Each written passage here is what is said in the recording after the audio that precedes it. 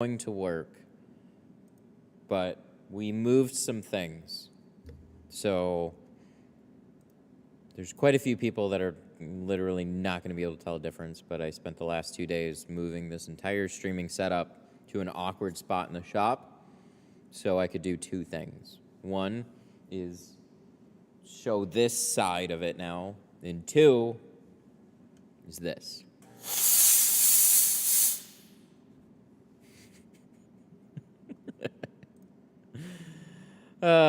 So let's see. Does it work? Are we working?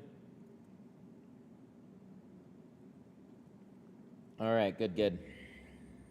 Let's get into things. I got to set up this camera. We've got a full removal and ReTint on a Mercedes C300. This was a surprise removal, but we already sorted that mess out. He's brought me a few cars, so it was just kind of unexpected. It's like, hey, I'm here. Cool. Nice to see you. Oh, shit, it's tinted. It is? Yes. Yes, it is. Yes, there is a removal fee. There's always a removal fee. So the removal doesn't look to be that bad. If you guys can see the smoke here, the steamer's already going. So I've already kind of done a test window. It's pretty in the realm of easier.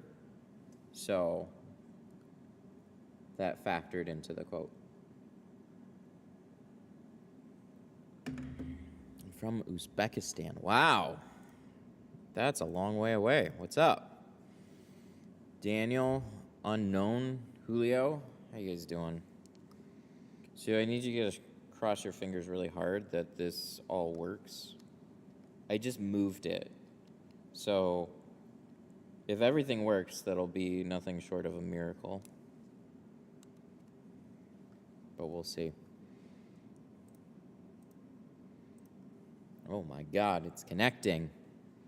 I mean, the fact that I even have a microphone is cool. So it went smoother than I thought because it's pretty much a rat's nest in the back. So there's that. Good. Let's throw this on.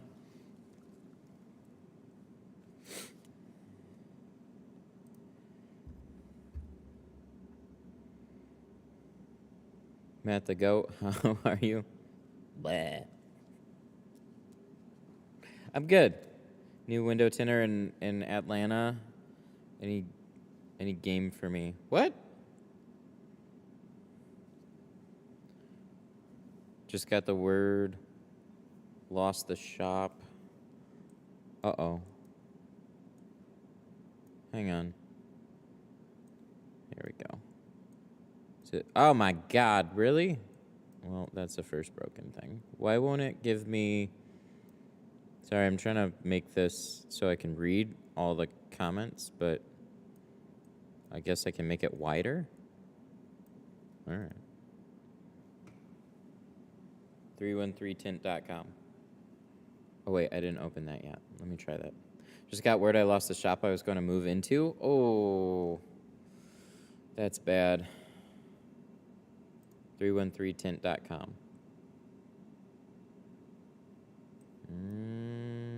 Nope. Yeah, I don't really know why this is... Oh, maybe I can slim it down. There we go, finally. Oh my God, that took forever.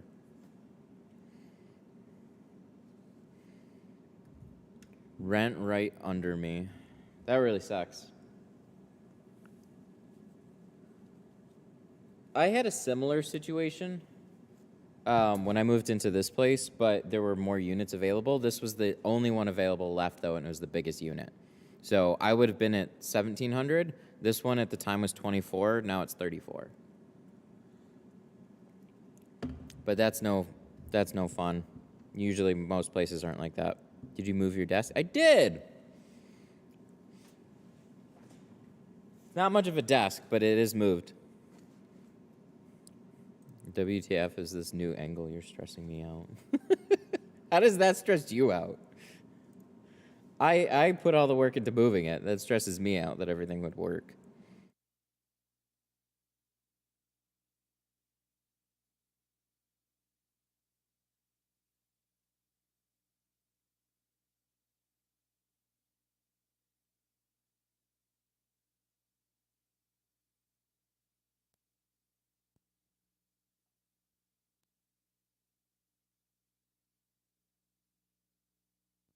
Okay, now we should work.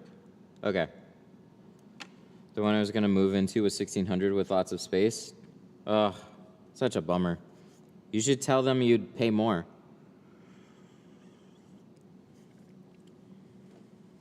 They go, sorry, we rent it to somebody else, and then you chime in and you go like, I'll pay $2,000 for it.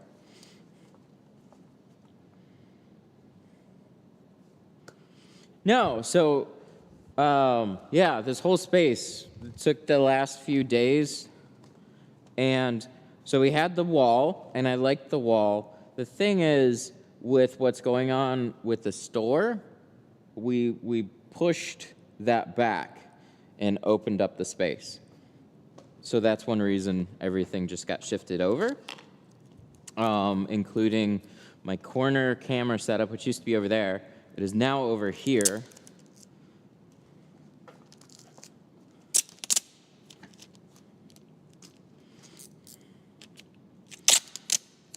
They wanted the whole thing rented out for $2,500. I mean, in this market, it's not surprising. Yeah, I mean, I wasn't stoked about paying $24 when I was signing that lease, but when you move into a space, you have to trust that it's going to take care of itself on some level. But yeah, keep hunting. Good luck, man. That sucks. Finding a space is really not as easy as it sounds. Just like, oh yeah, just go find one. And it's like, yeah, easier said than done when there's just not much on the market.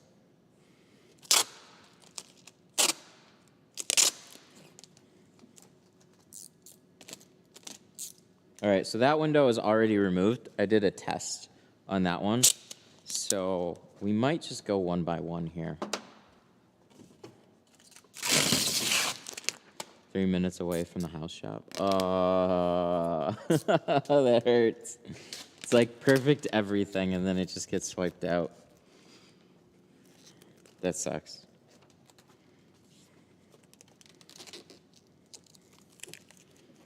I'm sure you'll find something. But it definitely hurts in the meantime. That's easier for me to say. But I've definitely been there. Because I was trying to get a lease on the other unit, and they just weren't, you know, things were awfully quiet. I'm like, send me over the lease, and I'll sign it. And they're like, yeah, they're just getting it together. And then like a day would go by, and it's like, all right, if they were really ambitious, I'm pretty sure I already have that lease on hand. And the next thing you know,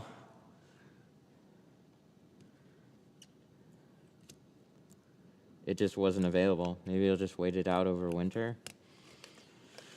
I mean, it's up to you.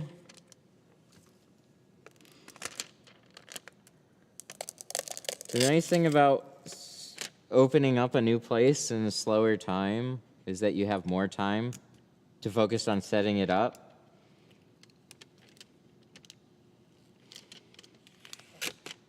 But, you know, opening up just before spring is nice too, because then you know there's usually work on the other side of that. However, it'll work out.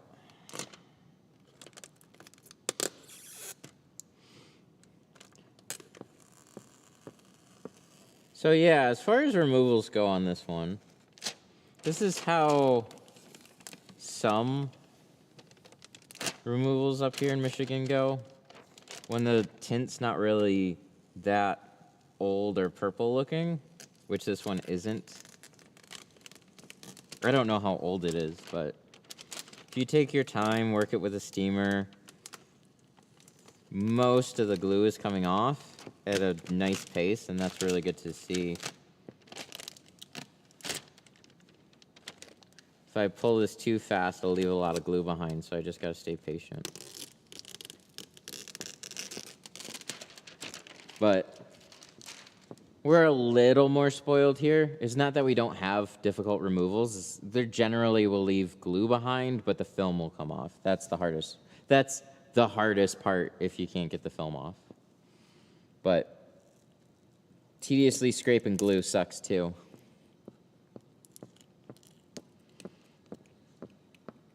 Yeah, like it's all in the dotted edges right now, I think. Oh wait, no, it's not. That's just steam. Haha. Good. But yeah, he brought me this one, and I'm glad I looked at it. I was like, let's go take a look. And then it's like 2 seconds, it's like, oh, that's tinted. He's like, it is? And it was lighter, but you could definitely tell it's on there. But he just picked it up, so just didn't notice it, supposedly.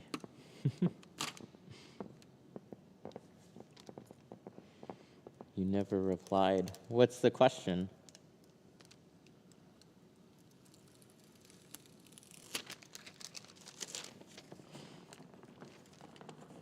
All right, let's put that there. Throw this out.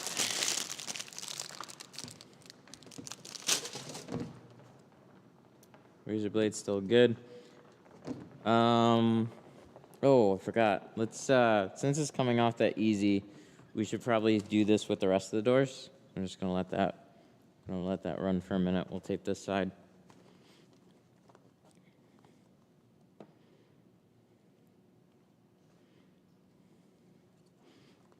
I asked for a quote on my car. I texted the number that was on your site. Why is this here? There we go. In the website mail thing. Oh, I'm sorry I didn't get back to you. I usually get back to every quote. What's the car?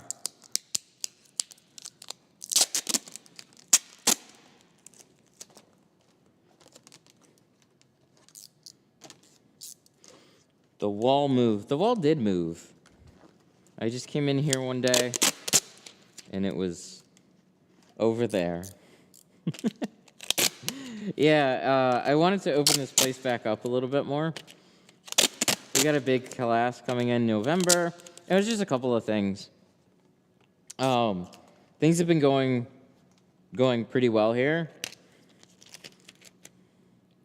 And so one of the main purposes of the wall was I really liked showing a lot of tool options, and I liked the enclosing the space a little bit more at the time, especially because there was a lot of junk that I'd throw behind there. But we have since organized damn near everything. Still a little messy. But we cleaned out that back room. That room's got a bunch of shelves in it, a lot more stored in the back. And then we're setting this area up. It's like where we do all the orders and stuff, but it's just getting set up a little bit more.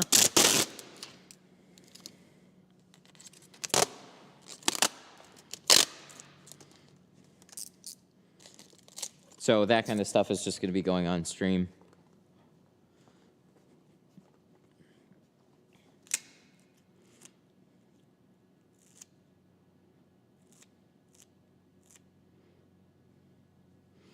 To 2007 Mazda 6. Huh. Interesting. I don't remember seeing it. Yeah, I'll check it out. I mean, if you filled out a quote form off of Detroit Tint Studio, I'll definitely get back with you.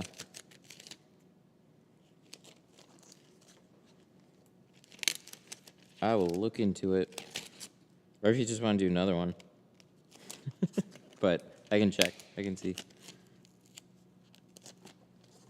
Yeah, let me get this one a little set up first.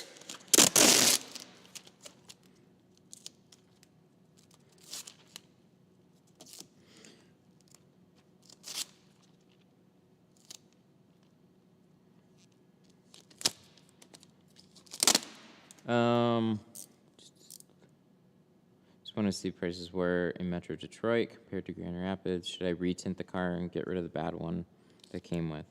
Retinting is always going to be the most expensive, though.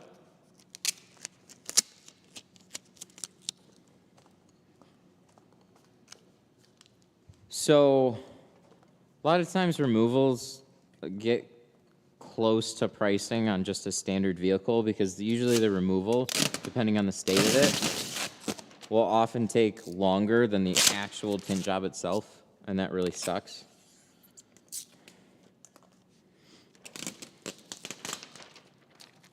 Be careful on the module in the back glass. Yeah, I threw some towels back there. This is not a 22, so I was a little unclear when that started. This one is a 20.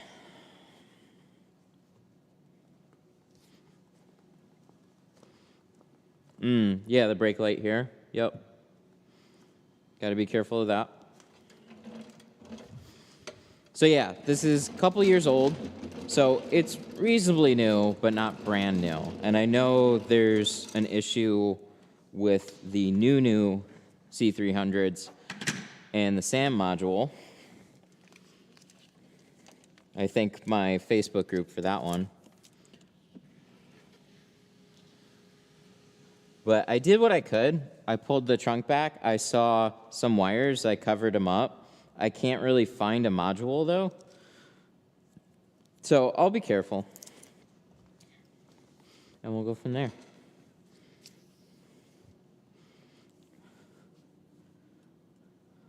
I unfortunately found the issue $3,000 later. Yikes, yeah. How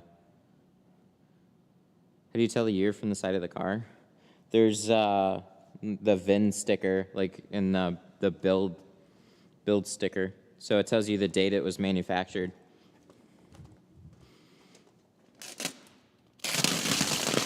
Put this on the back one too.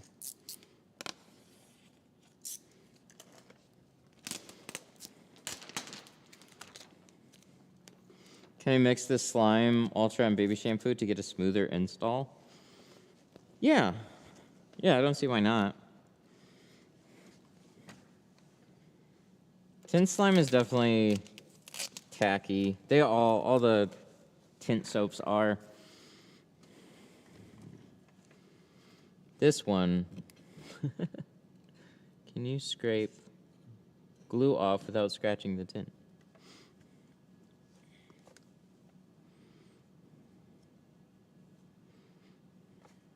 So for removals, if you've never done one before, I've got the rock style Jiffy steamer.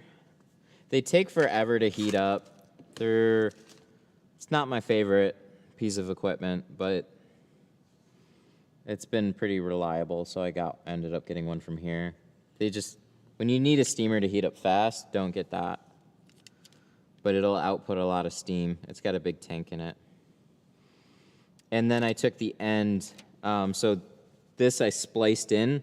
So the black hose goes into the end of the steamer, and I took the end off of my shark steamer because that broke, and now I have a super steamer hose because there's no reason to have a hard metal end that might scratch the glass, and then I can take this one and squeeze it and shove it behind a brake light if I want to. How much did you quote the car for? So the tint job is $290, and we're doing the removal for $150, which is definitely lower. But he's brought me a few, and this was one of those like happy surprises. So it's 12 o'clock, and the removal doesn't look like it's in that bad of a state. So I usually do quote higher on removals, especially to protect my butt on that type of stuff. Because there's a lot of removals that come off of the channel that are like from out of state. They'll buy the cars from out of state, and then they'll just be purple bubbled, and it'll take me like half a day to do the removal. But if it's from Michigan and they just bought the car and it had tint on it, generally they're not that bad. but it's leaving some glue behind, and we haven't even gotten to the back glass yet, so it'll require some scraping, but not much so far. I don't want to like ruin my chances here. Yeah, it's getting Pro Classic too.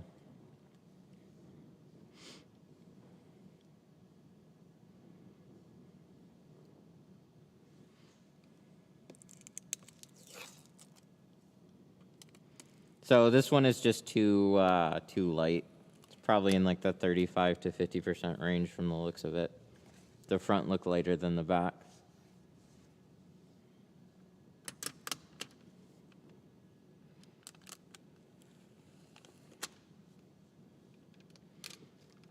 Do you use Expel? No, I use GeoShield.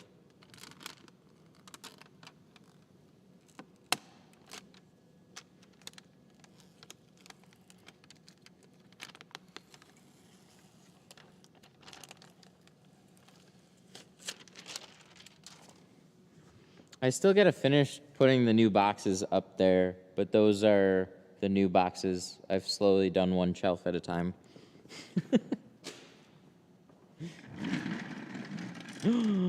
He's got a box. What's he got? Did you get it? Success. Heck yeah. All right, we'll see if it works.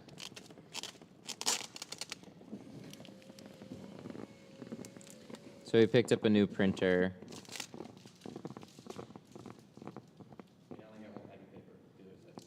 Oh, okay, that's good.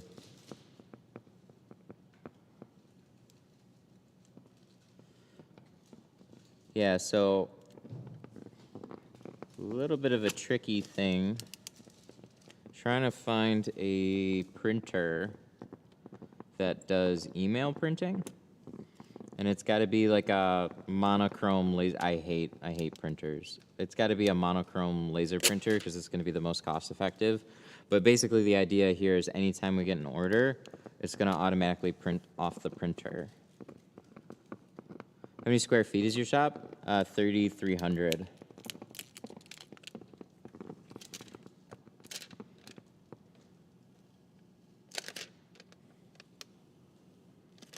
And I need every bit of that for the class that's coming up. It's all booked out too, which is super cool.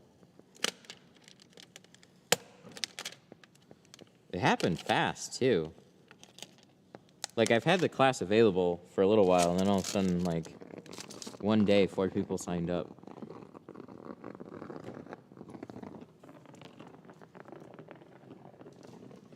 So the downsides of having a really long hose. So if you leave it like this, water will kind of build up in the line. So you just have to drain it out.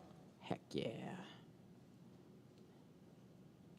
You know, you can actually, if you want to unbox the printer and just start setting it up there, I'll set up the software side of it because I need to know how that part works. Printers are super frustrating. I hate them. They never seem to work right. They're overly complicated for what they are. How can you steam instead of hot gun? If I'm going to do a back glass and I set up the steamer, I'm just going to take the steamer to the doors and see how it works. If I'm just doing a couple doors, I'll turn on just the steamer. Or I'll just do a heat gun on just doors. But when it's going, it's helpful. What are your thoughts on Suntech Carbon? I'm not sure. I haven't actually tried it.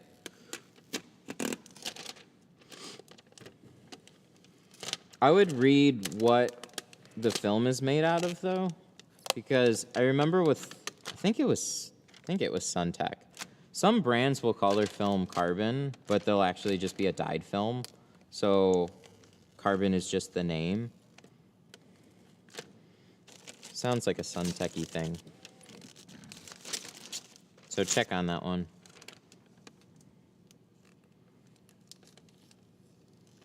They're owned by Eastman. Eastman is the big boy chemical company, and they dye lots of films, so they don't really do carbon.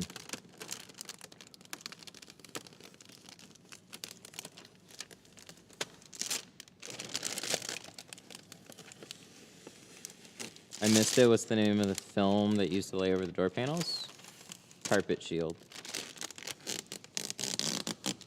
Wow, my thing is just not working today. Carpet shield. Alright, I gotta figure out what's going on. Tint depot. Nope. My hot commands are not working. Okay, so let's put that there.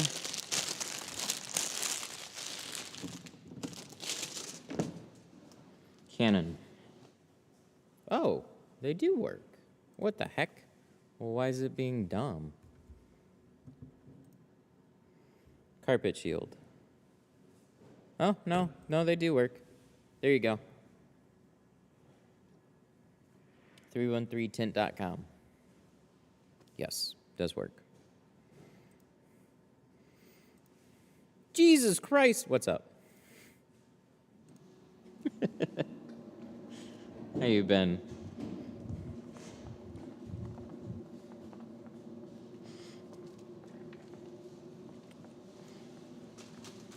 All right. I haven't done anything back here yet.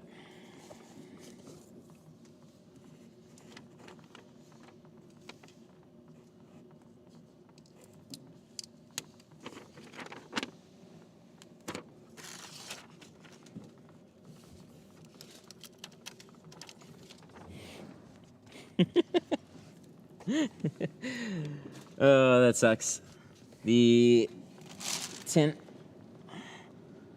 on my K5 looks bad. How do I get it fixed without sounding like a dick? You can be very polite.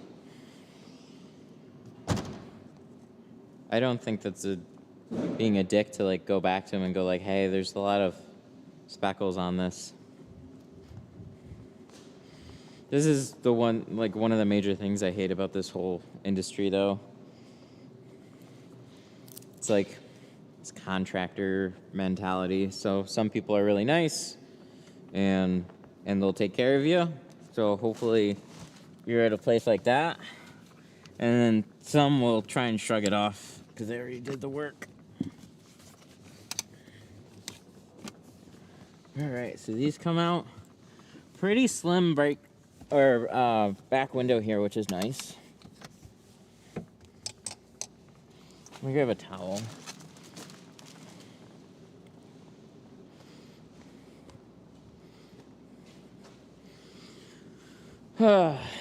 What's your view? What's your view between different tint film brands like XPEL, 3M, GeoShield?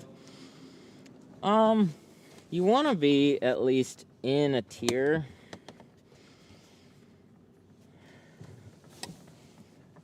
where you know you're getting a good product, because anybody can print any name they want on a box and sell it as any type of film.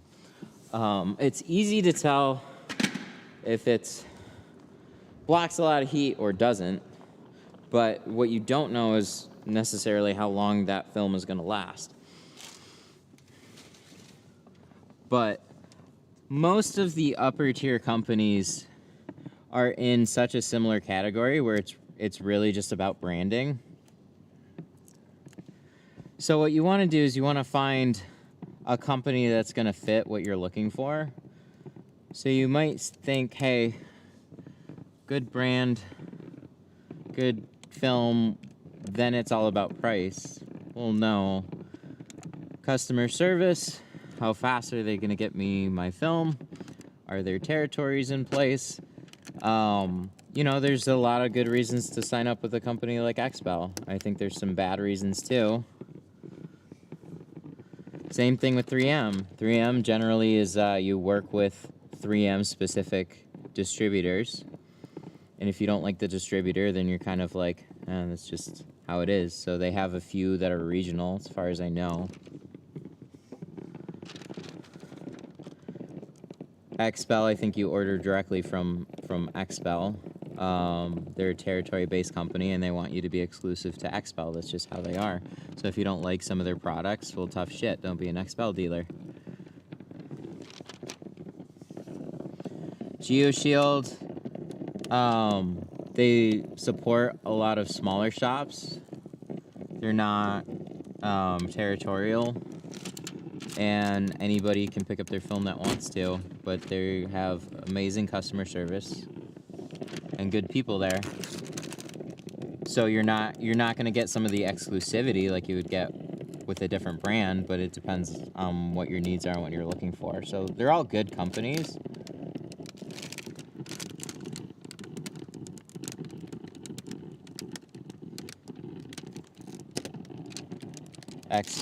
Who is that? Xbel worries about all these products they sell with their name on it instead of the customer support side.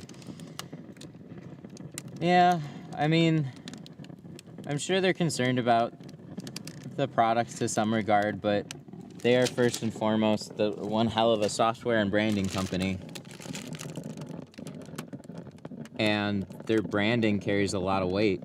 You know, I have a Reddit group, and you know what brands I hear all day? The ones that got mentioned here, minus Geo.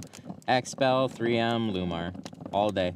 That's what people are asking about, if anything at all. So, that goes a long way with certain people. And others, they don't care what kind of film that you install, just as long as you do a good job. You know, they trust that you're already installing a good product, basically. I think that's more people, but still, it doesn't hurt to be with a company that's getting talked about. It's really impressive what they've managed to do over the past handful of years, because they haven't been a window film company for very long. Yeah, so the steamer is just steam.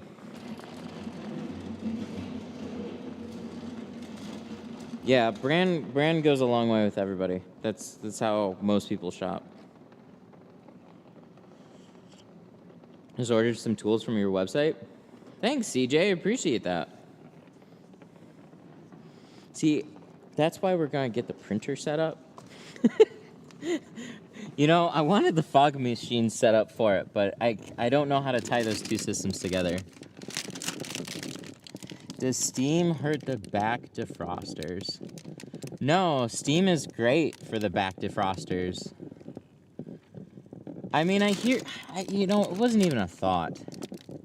This drives me a little crazy. Can rear defrosters get hurt in the removal of window film? Yeah, they can. But by and large, if the car was made decently,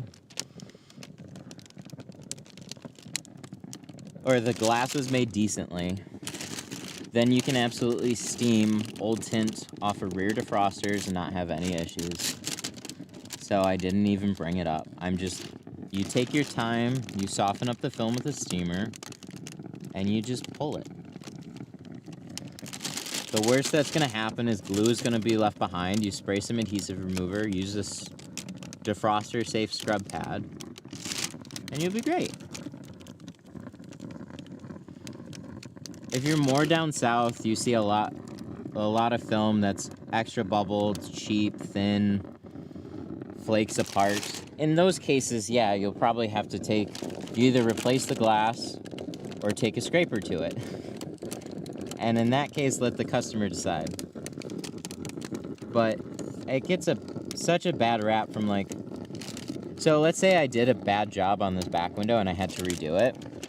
There's shops that'll say hey, if I redo it, I might ruin your defroster lines. And it's be real. If you tinted something poorly, you should be able to take care of it without instilling any fear into who just brought it to you. That's kind of a dick move. Boom. That's off. We did the quarter windows too? Okay, so that's all the film off, so I don't need this anymore. Which ceramic film from Geo do you recommend putting on? I'm a big of the Pro Nano series. I'm a big fan of the Pro Nano series. So, Carbon Plus is really good. It doesn't block out quite as much heat as Pro Nano does. Up from there, you have Pro Nano, which blocks out a little bit more. And then up from there, you have Apex. Apex is going to be a dual layer ceramic. So like, why wouldn't I carry the one that blocks the most amount of heat? It's because it sacrifices a little bit of clarity, and it's going to be more expensive too. Where Pro Nano for me is like, it's in that sweet spot. It blocks out a significant amount of heat, and it still maintains a high level of clarity because it's still only a single layer ceramic. But it's a beefy, it's a 2 mil ceramic, so it's really, really good.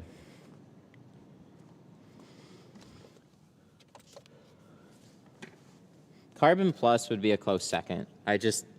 For a long time now, I've carried Pro Classic, Carbon, C2 Carbon, and Pro Nano, and it's like the perfect step up for my shop.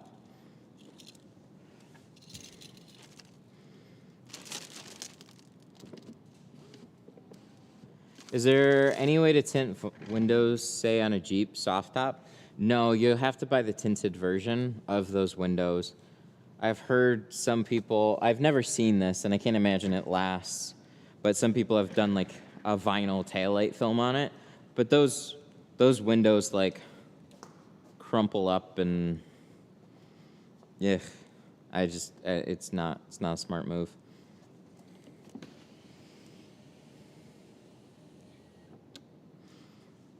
You're out of a lot of tint. In the store? Really? I shouldn't be.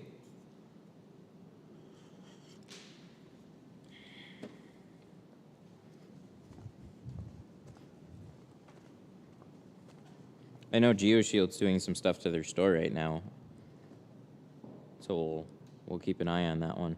All right, what tape am I going to use for that door? I think I have to get more. Oh, look at that little printer. That fits so nicely there. I hope it works. Pretty cute. It is. I would say that is a cute printer. Yeah, so new printers suck. You have to like tie them to like an HP account. So like I learned this with the one I set up from home, and just literally plugging in a printer to a computer, we still couldn't get it to print. It took me probably like 4 or 5 hours to get this stupid thing to print, and I could only do it over the network. It somehow like networked itself to be able to print that way, but plugging it in and trying to print over USB, I never got it to work on that computer. It's like the weirdest thing. So with that one, whew, I don't know. I'm hoping. Crossing my fingers real hard.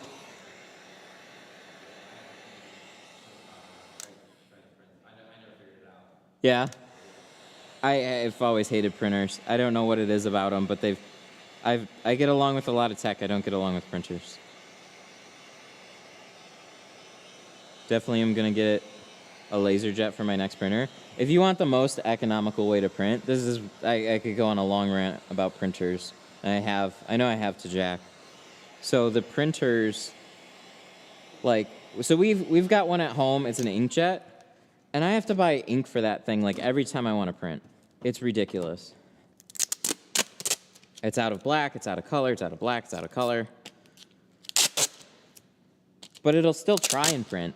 And then when you replace the cartridge, they purposefully do a test print full of like black ink text. And it's like, yeah, you're just trying to dump as much ink as quick as possible. Stop it. So for a business, you can't do that with black ink. So you get a laser jet, and that goes off of toner cartridges. Well, a toner cartridge is like $100, and you need like 3 or 4 of them. So fuck that. Get me a black and white one. I'll get a black cartridge for it every once in a while. I'm good. That's it. I hate printing so much. Can you polish a windshield to get rid of scratches? I've I've never seen anything convincing in person, but I haven't looked at stuff in a long time. I think deep scratches definitely have to be replaced. I've been told you can reasonably polish light scratches. I don't know if you'll ever not be able to see them, though. So in most cases, it's just get the glass replaced.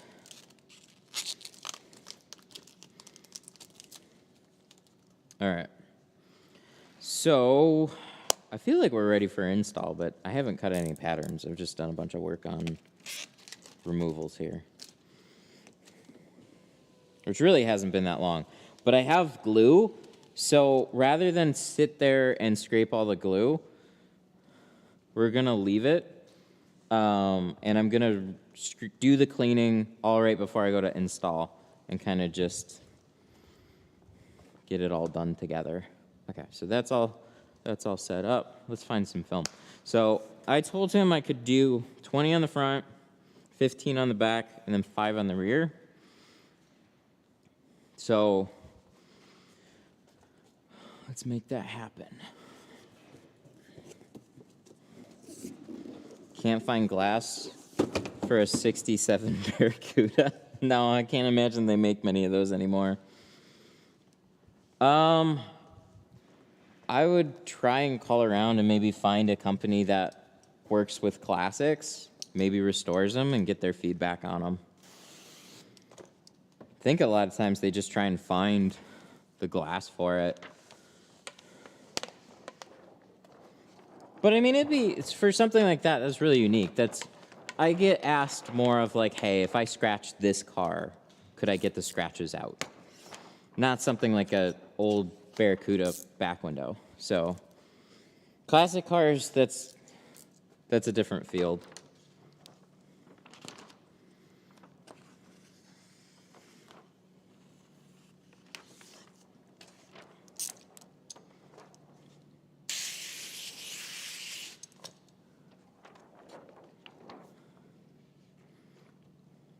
I think I gotta get a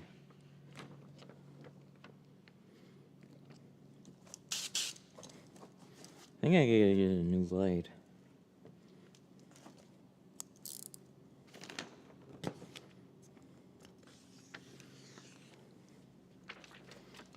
(2019) lacrosse? Yeah, I've done those. Tighter side seals on the lacrosse. They're not that bad, but tighter felt seals on stuff like that. Cut your sides slim. And it's got a brake light that kind of gets in the way, like a deeper back window, but it's pretty flat. Not too hard to do. Just get a bulldozer.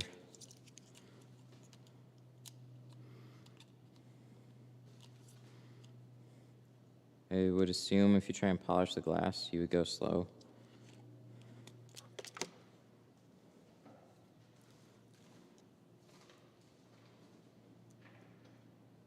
Later, man. How did you get the back glass? How did I get what back glass? What's the most easy, effective way to get clients? Good customer service and word of mouth.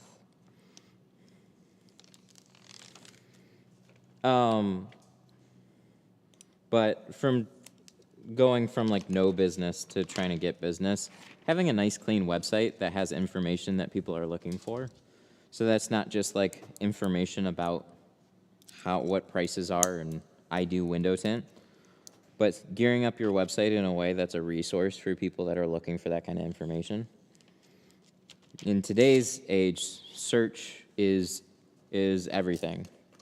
So the more searchable you are, the better you're found. So that, work on your local maps listings and just generally how people find you. Like, okay, I had no idea Facebook or Google was doing this. One second, let me pull this up. So let me go to maps here. So if I search Detroit Tint Studio, I click search. I had no idea Google was doing this. Look, they're auto-playing video in search results. So as soon as you click on it, how cool is that? I was trying to get video on there, and I haven't paid attention to those listings for a long time. I'm going to like triple down on that. That is super cool. Every car is going to have a little walk around with the shades. Look for little stuff like that. But yeah, in a sea of everybody looking the same, you always have to try and do something that's a little different. It's the best way to get noticed.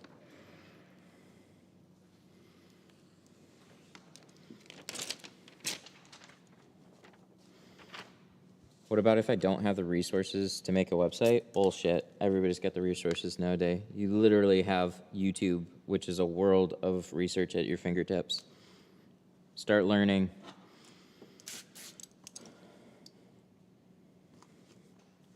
My bulldozer will not fit between the backlash and the deck. Yeah, well, I've done them.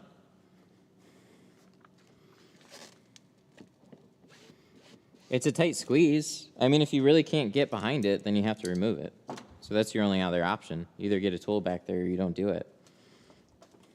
Or you remove it.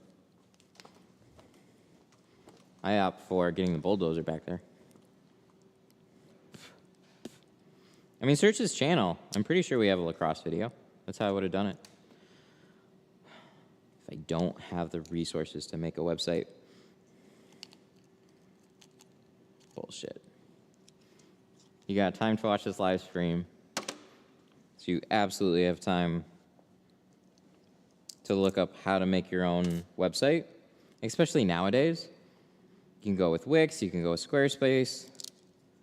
There's a lot of templates. So you're not coding a website. Nobody does that anymore. What you do is you buy a template or you use a subscription shop's free template.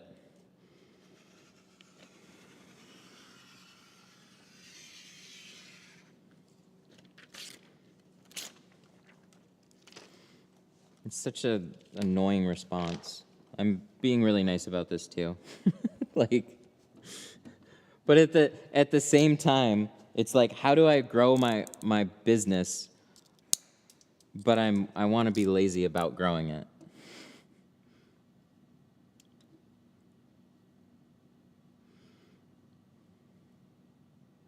It's like, I guess you don't really value your business, so why should other people? You got to invest in your own business if you want people to care about it.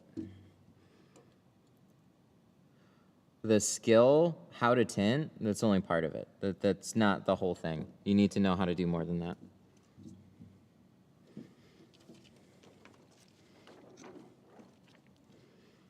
Or if you have resources, pay people to do them. But especially nowadays, like you can go on Fiverr and find somebody to build you a site for pretty inexpensive. Because a lot of it is a template, a domain name, a template, and some pictures and some text. That's an average website nowadays. And you can get off the ground pretty easily with that. And especially in Maps. Maps is free.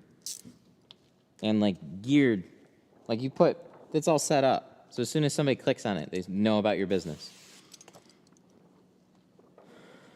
Start filling that up with pictures. The more you use it, the more Google will show it. The more ratings you get, the more Google will show. Put effort into the few places that people are really looking. What's a good film to practice with? That's become a harder recommendation, honestly. Sun Distributing. You can check out Tint Depot. God, it's being a butt today, isn't it? Oh. Sun Distributing. Oh, no, it does work. Their Helios line, the Orbit is going to be very similar to the Pro Classic that I'm using right now. And I think it's like $30 cheaper.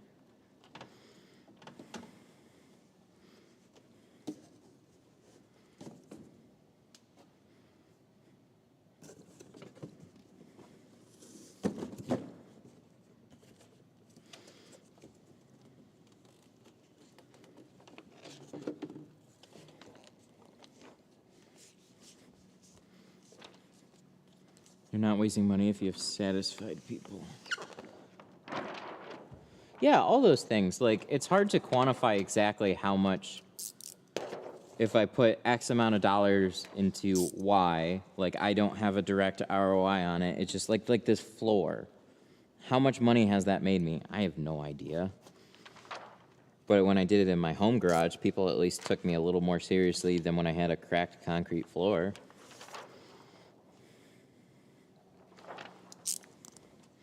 There's things like that it's hard to put a price on that are 100% worth it. Branding yourself and looking professional is a huge way to do it. I mean,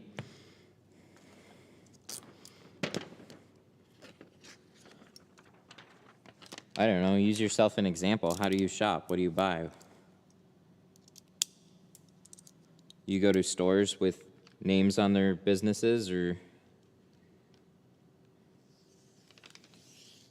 you go to a garage? I don't know. So,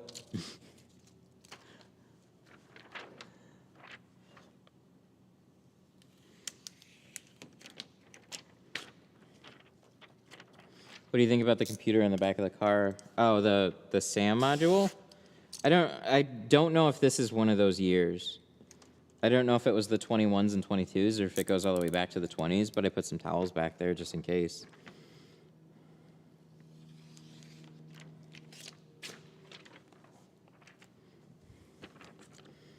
I haven't really had problems with Mercedes, so I'm not worried.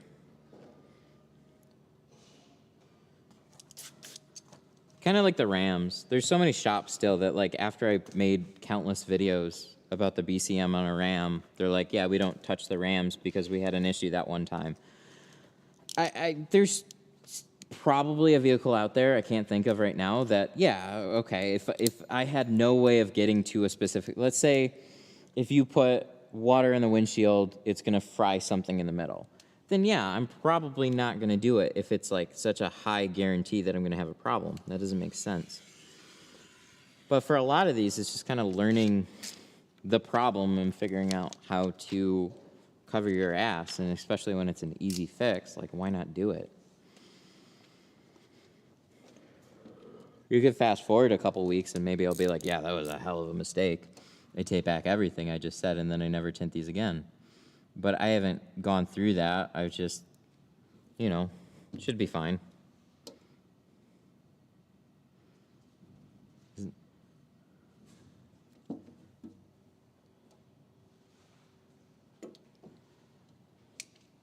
Is that the car when you put all the windows up, it says key not detected?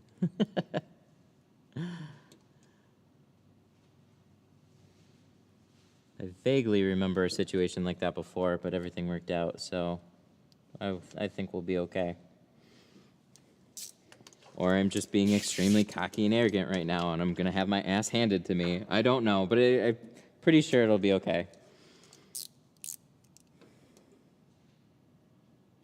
Cover things up, be careful, and then when you have a problem, learn how to fix it.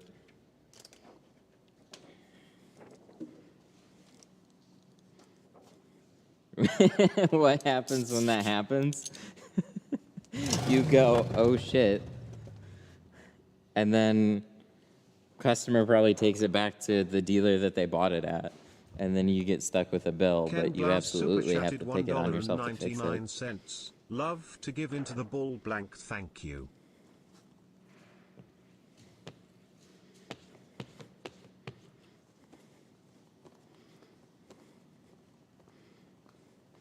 Pretty sure if you pull back the right corner of the trunk, you'll see something. Yeah, I pulled that back. I looked. It was hard to see if there was anything there, so I don't think this is that model. But I saw farther down a wire cluster, and I shoved some rags in there and covered up what I could. So I don't think we're going to have that issue on this.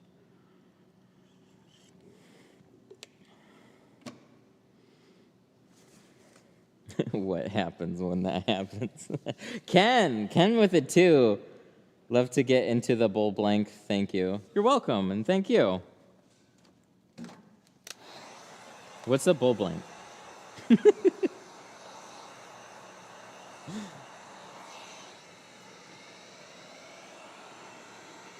Are you using speech chat? No, I'm using Restreams, but speech chat is a good option.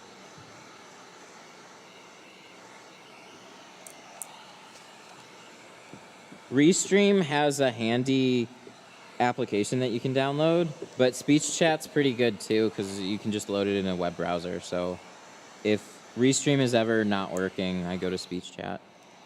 I like the Microsoft voice a little better. It's still pretty dry, but I can understand it pretty well.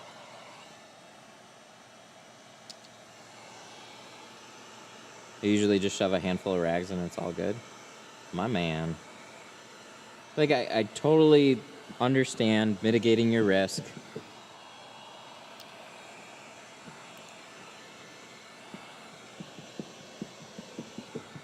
So, I mean, if you just, yeah, doing, like, okay, so if I only had one RAM a year that wanted to do a windshield and I heard about the waterfall of problems that come with messing them up, yeah, I probably wouldn't touch one.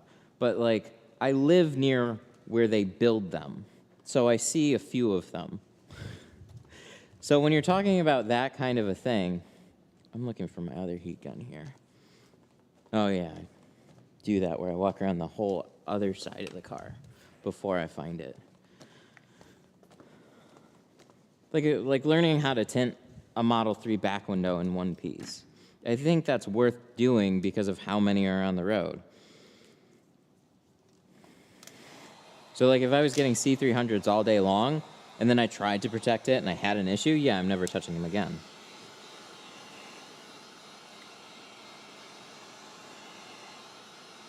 But I've tinted a lot of Mercedes without having problems on them, and now I'm hearing about a newer problem on a new Mercedes that I don't quite think this is that C300. This isn't a 22, this is a 20.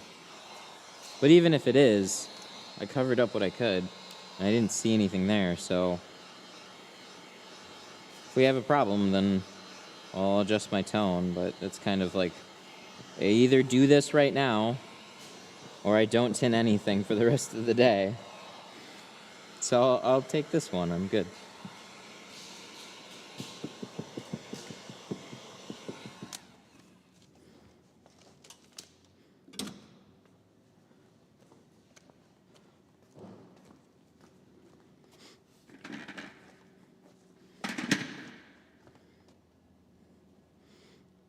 Do you have to dry, I'm gonna put this in warm water.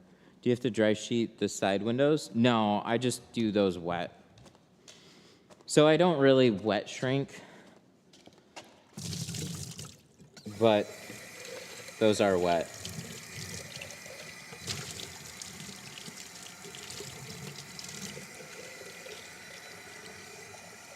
You can fit a soak rope in there if you're worried. That's also a good point.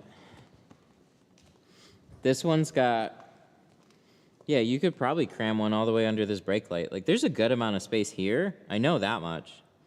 We got a little bit of glue, too. Looks like right in here. So I'll have to be careful about that. What do you do with Faye? What's Faye?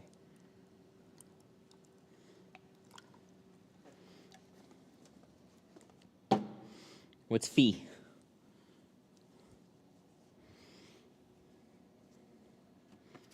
It's smart. Yeah, cover up what you can.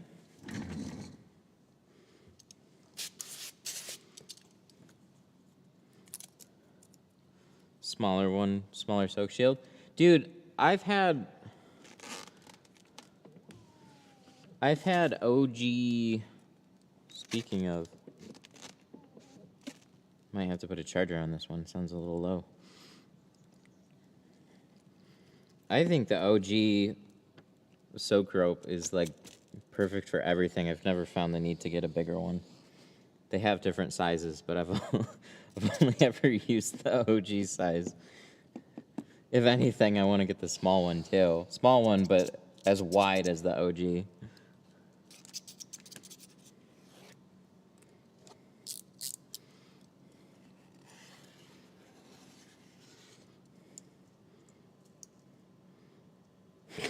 The film trainer has entered the chat.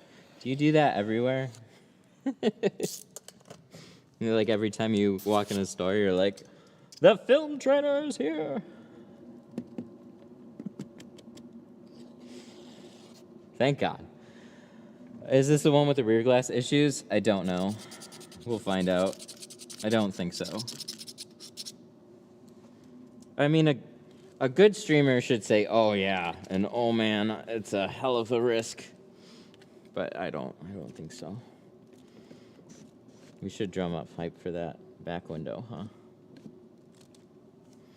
Will this be the most expensive lesson ever? Did you check out your group today? Yeah, I check it out every day.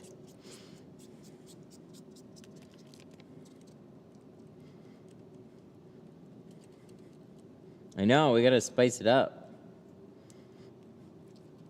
Dudes, I'm so nervous about this back window.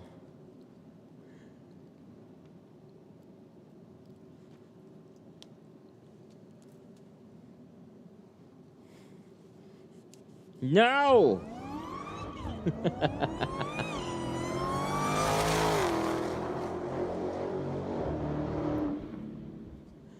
The film trainer super chatted $4. The film trainer with the 5. Thank you. Who said it's? Oh, I thought you said it's the 23s. I thought he super chatted and ruined the vibe. No. Or not the vibe. The spoiled that I don't think it's a problem. It's just the 23s. All right, that makes sense. 22, 23. That's why I only saw it recently. Did you see the guy with the back rec sprayer selling for $250? Yeah, it's awesome.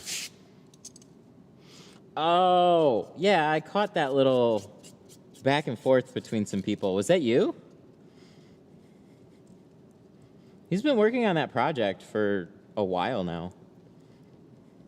It was kind of weird timing. He like posted a video about it, and then there was like that YouTube video that came like at a similar time.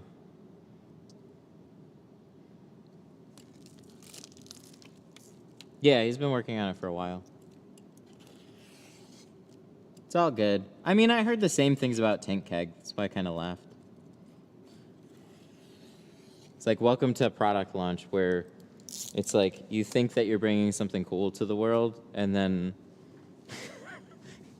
you inevitably have more people going, why does that need to exist? You could just make one yourself. I mean, I heard the same things about Tint Keg. They deal with that too. Like, you can go get all the parts and try and build one for cheaper.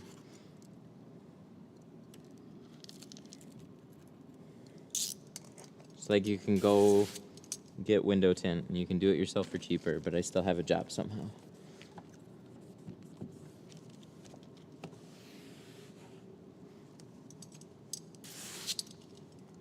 Yeah, if anything, I thought it'd be $350, not $250. Everybody's stealing everybody's idea. Yeah, I mean, I feel the same way about the pump kegs. The backpack, I think, is a really cool idea because it takes away this. So when you use the kegs, you always are walking around hose and stuff. And to have something with you at all times, that's real convenient. But, you know, in the summertime, it's probably going to be a little hot. Your back's going to start sweating from it too. So, like, there'll for sure be the pros and cons, but I think it's a real cool idea. Yeah, $250 for the whole package. The hose and the sprayer from True Spray is $250. Yeah, they're like $500, aren't they, for like the whole system? And I hear really good things about them too. I'm on the fence of buying a True Spray or a normal keg. I'll be honest, I'm a little surprised at the sheer number of people that like the battery sprayers. Like, and they're like, oh, you don't have to use an air compressor. It's like, when did an air compressor become super inconvenient? But I come from tinting at other shops where, like, if they don't have an air compressor, they're not doing work for the day. So yeah, I fill up my tank, close it up, fill it with air. But I never had any issues with that system, and it's as quiet as it can be. So doing something with a battery that I gotta charge always seemed like more of an inconvenience. But I've got people here that really like them too, so it's just different strokes for different folks.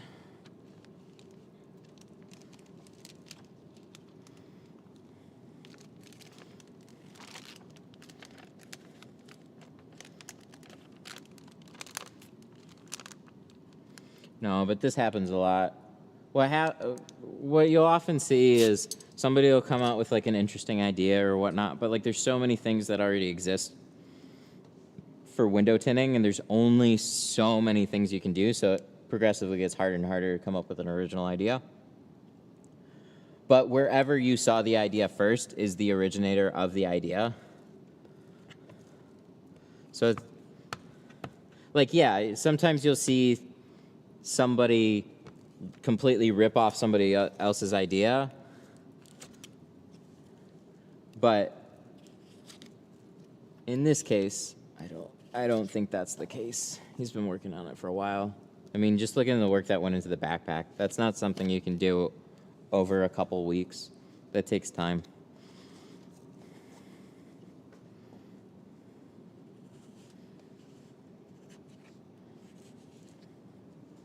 All right, let's see how this... Yep, that's kind of what I figured. God, I hate this. Anytime you pull tint back and spray it down and you feel all good about it, that's when, like, shit happens. I don't know where shit comes from, but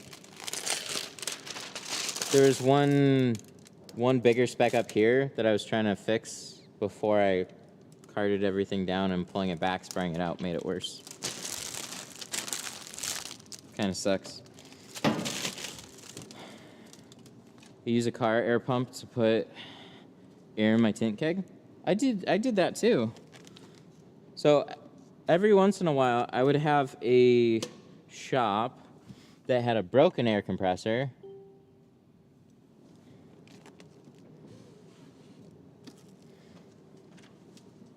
And so what I would do is carry around a backup small tire air compressor, you know, that you should probably have in your car for if your tires go flat.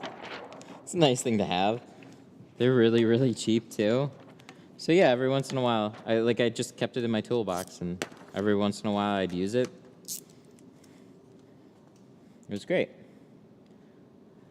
Just learned I can watch this on Facebook on my phone. How old do I feel? I always thought I had to turn on the TV and watch it on YouTube. And I'm the dumbest. You know you can also watch it on YouTube on your phone too, right?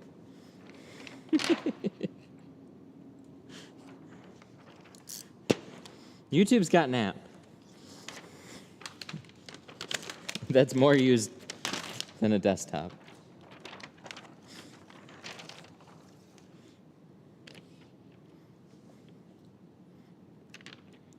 All right, let's see if we can get this time.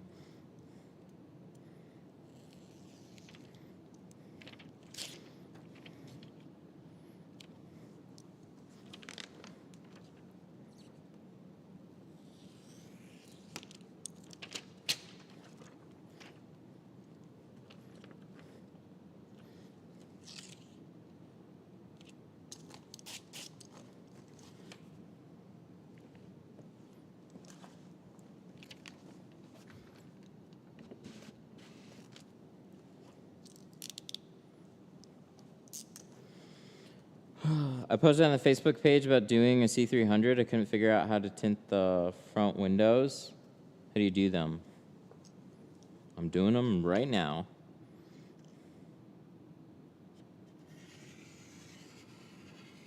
I mean, it's pretty in line with how to tint any door window.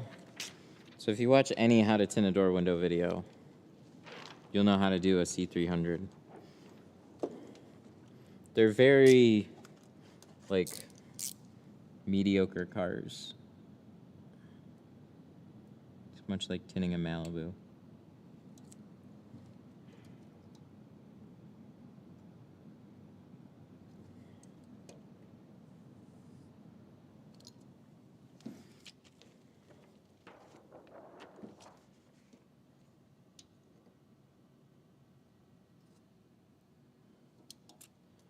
He said as he messed up a window. Good stuff. Have you ever tried Solar Guard? Not seriously. I know their films are thinner though. A lot of their films are like 1 mil, but they're a big company. People like their stuff.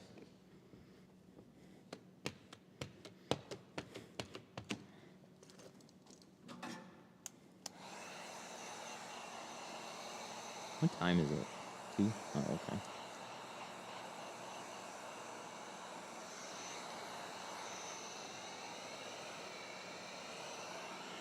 Yeah, so that air compressor over there, or sorry, tint keg over there, air compressor. I always got to worry about charging everything else up. I don't need to worry about charging that up too. That's for me here though.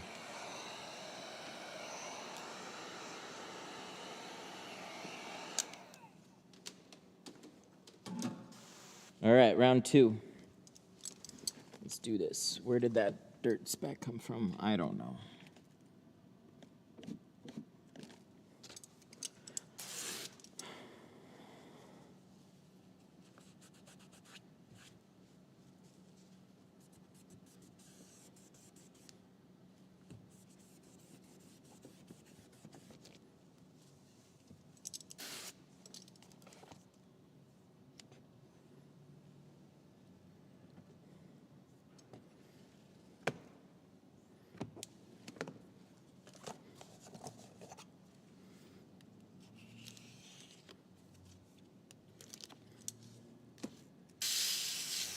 You have appointments this Saturday? Mm-hmm. I got somebody lined up for tomorrow. I don't remember offhand what it is, but I definitely have something tomorrow. Is today Friday? Oh my God. You know, I knew that, and at the same time, I'm thinking, when did that happen?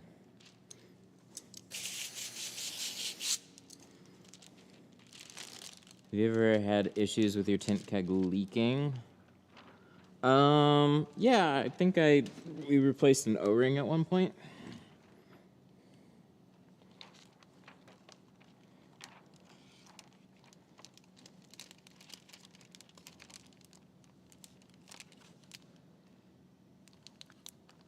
I think one of the cool things too about the battery systems is like you can always add that afterwards too. So like, you know, if you decide like, hey, I don't like filling this up and using an air compressor, then you can always add the battery pack to it.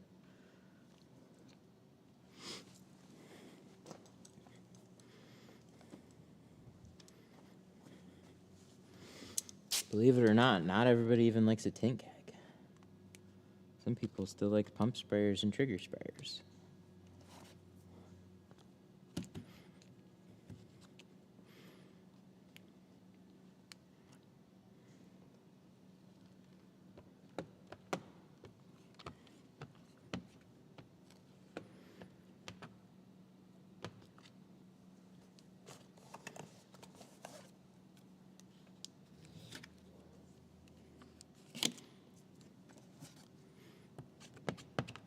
Windshield? No, we're just doing the sides and the rear.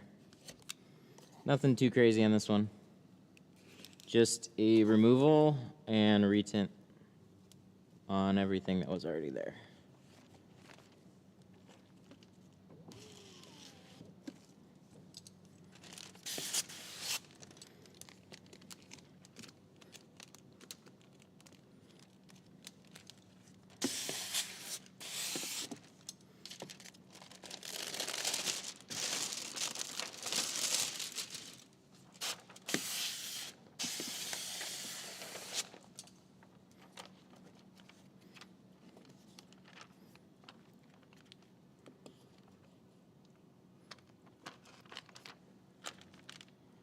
I ruined 7 pieces on a C300.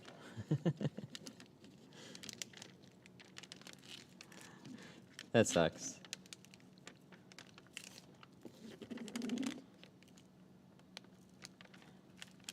So on a window like this, like it's a Mercedes, but Mercedes really like people put them in the same categories like BMW, Audi. But they're the easiest of the 3 for sure. I didn't even think like they're really.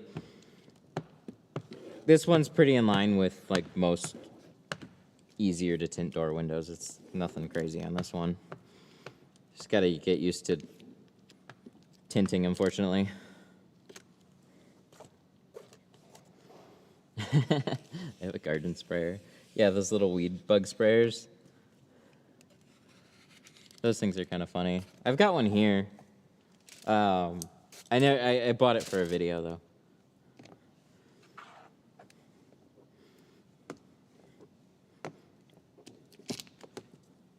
Yeah, they're definitely not the same. The hoses and the sprayers themselves are like super chintzy. I mean, they spray, but like just made to be like a $15 to $30 sprayer that you can pick up from a hardware store. Nothing crazy.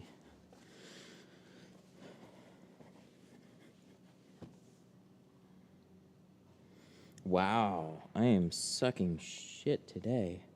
This is filthy. Where's all that coming from? That's like the last one.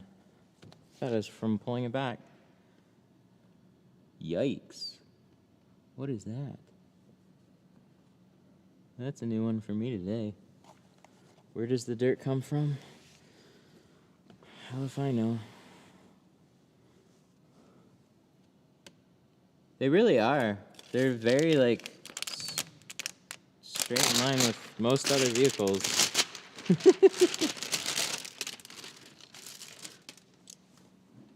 Is the old tint failing on this 2-year-old car? No, it wasn't failing. He just wanted it darker. So whatever it was, we're going to darken it up. One of these days.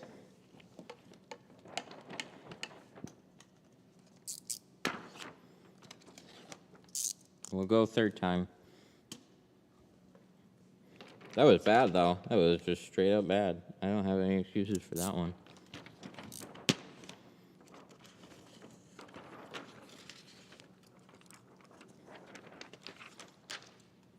We should be halfway through the car by now.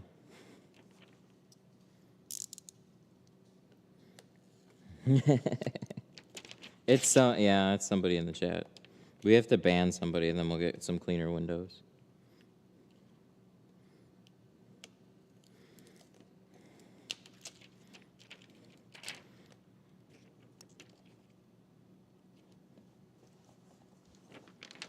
No creases, just dirt. It's kind of funny though, because it's happening along the top. I've like re-cleaned the top and been really careful especially the second time around. But it wasn't anything in the bottom. The rest of it looked clean. So we emptied out the sprayer because this is like fresh. So as far as the rest of this goes, I don't know. Does it have felt on the top of the window? Yeah, it does. But it's like all the way over here too. It's not just like some felt specks on the side. It's just like straight up dirty.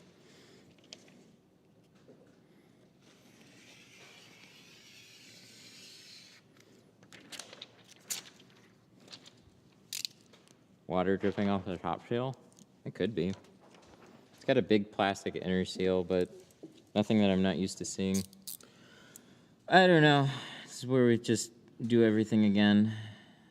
Be careful, and then we'll probably get a better result. I don't have any good explanations for this one.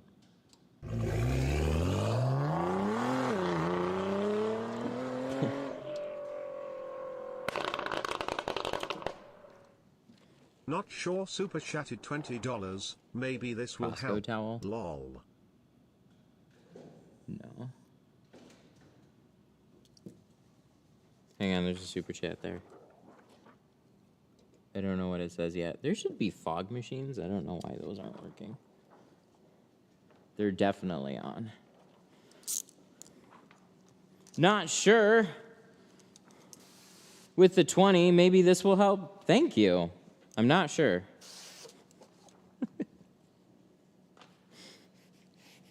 Can't blame my Costco towels here. Come on, how many cars do I tint with these Costco towels? Every car. How many cars turn out good? Every car. It's not the towels.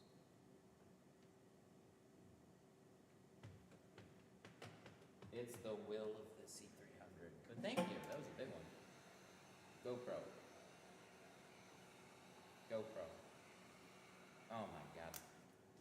GoPro. There we go.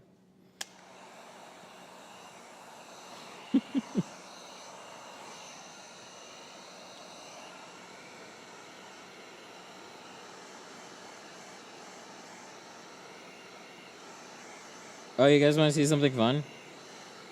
I don't know why it didn't work. It should work. I moved my computer. Technical difficulties. Oh, fuck. Wait, no, I did plug it in. Hang on, let me make sure. Oh, this...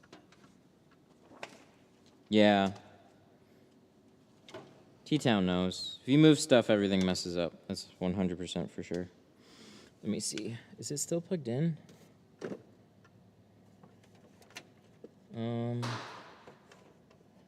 Yeah. Oh, wait. MIDI in. Hang on. This is going to be a bad thing. I have coffee there. There's a magnet stuck to the side of this. Making this insufferable. Oh, shit. I forgot. There's two things. No, this should be straightforward, though. Should be like a MIDI in, MIDI out. Anyways, here. I'll figure this out later. Look. Canon.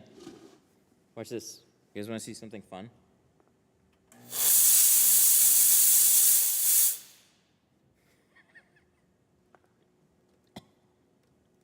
GoPro.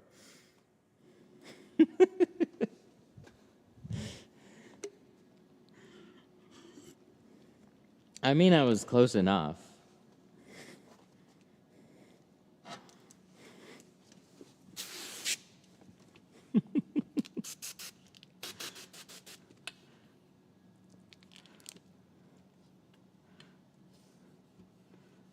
Wasn't it? I'd say that was very much worth it.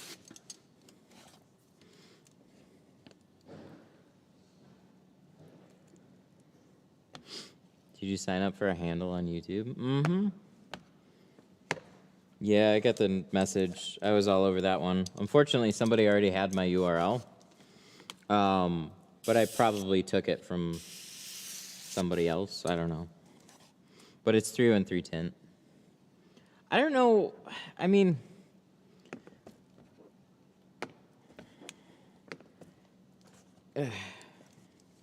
YouTube. I don't really know if it's going to matter. They'll probably build features, and then one day it'll be like, you really want to have one. But I don't think it'll ever be like Twitter. Surprised YouTube doesn't give you a handle. They're starting to do that.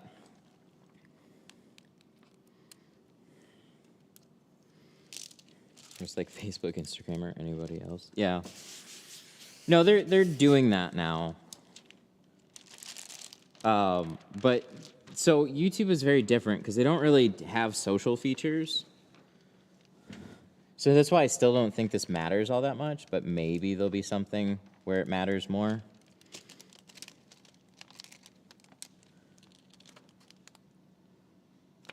It's tough to say.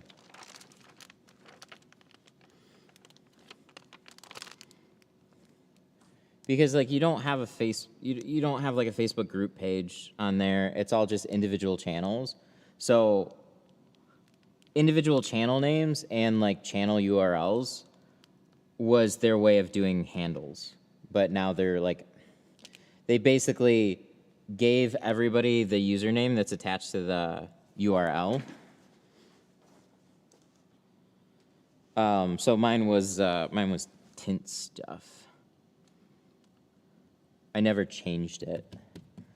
I didn't really see a need to because most people don't type in youtube.com/this or that. Like YouTube search is too good for stuff like that. So people just go to Google, they type in what they're looking for. They go to YouTube, type in what they're looking for. Or better yet, most people just search what they're looking for and then they pick the video. So I can't imagine handles really doing much, but I do have 313 Tint. I think it lets you scoop 2 of them up, so I have 2 of them. I have Detroit Tint Studio and 313 Tint.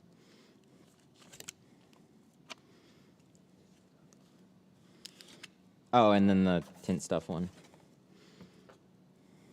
But I don't think we'll be going back to that one anytime soon, mostly because I don't have Tint Stuff on physical tools. Does tinting a rear window mess up the rear defrosters? No. No, it makes them better.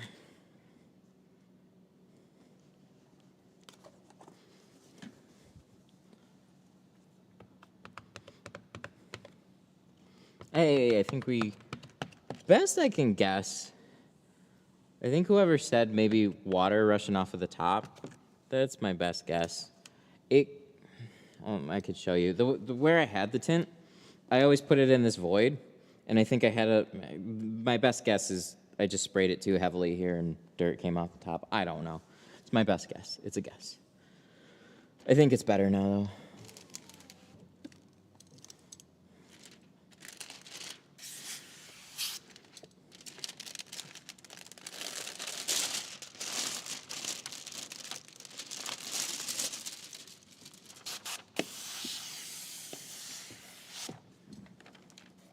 Third time.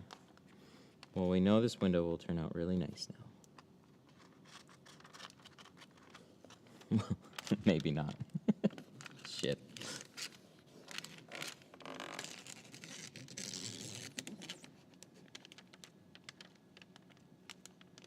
Making progress. We got half of it done. That's all that matters.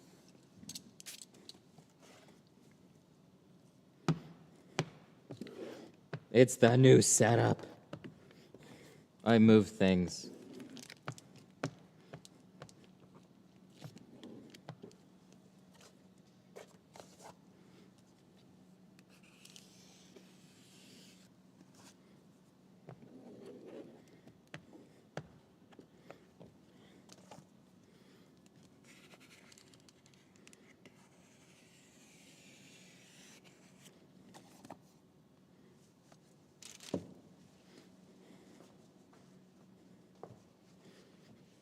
Are we good? Ooh, that is so much better. See, like, if you get like a speck or two, that's one thing, but it was like straight up terrible. Now it's much better. My channel has not been released. Pick mine up, slowly waiting. Yeah, YouTube does things that is... They actually moved pretty quickly on this one because they like announced them. And then I was like, oh, that'll happen in like 6 months to a year. And then all of a sudden I was like, hey, you can pick your handle. I'm still a little surprised that I can't pick one. Like if they're rolling it out to smaller channels over time, I'm still surprised like I can't pick the one that I tried to pick. But they must really have everything under like reservation. And then they're just like, doesn't matter your channel size. Will you always get a speck or two, or is it perfection? Oh, I'm sure you'll be able to find a speck or two. I'm not going to try and hunt for one and point it out, but just know that this whole area, it was peppered. It didn't look good. But now it does. It's okay. It happens. You just keep throwing tin at it until you get it right. I mean, it's only a matter of tries, right? Eventually you'll get it. I think it's I'll say this. I think it's statistically impossible to never get it. If you keep trying, eventually you'll get it. It might take a frustrating amount of tries. And this whole thing is frustrating, but eventually you'll get it. All right. Back.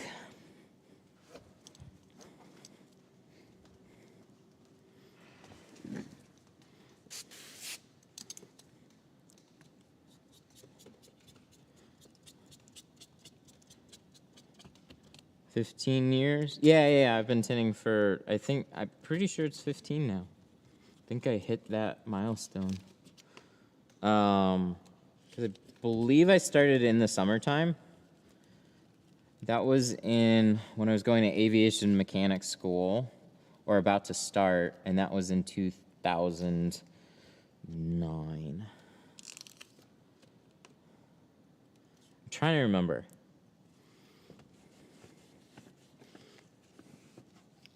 So count back, 2009 to 22, what are we at? Why'd you stop aviation? Because it's a shit field. No, I'm kidding.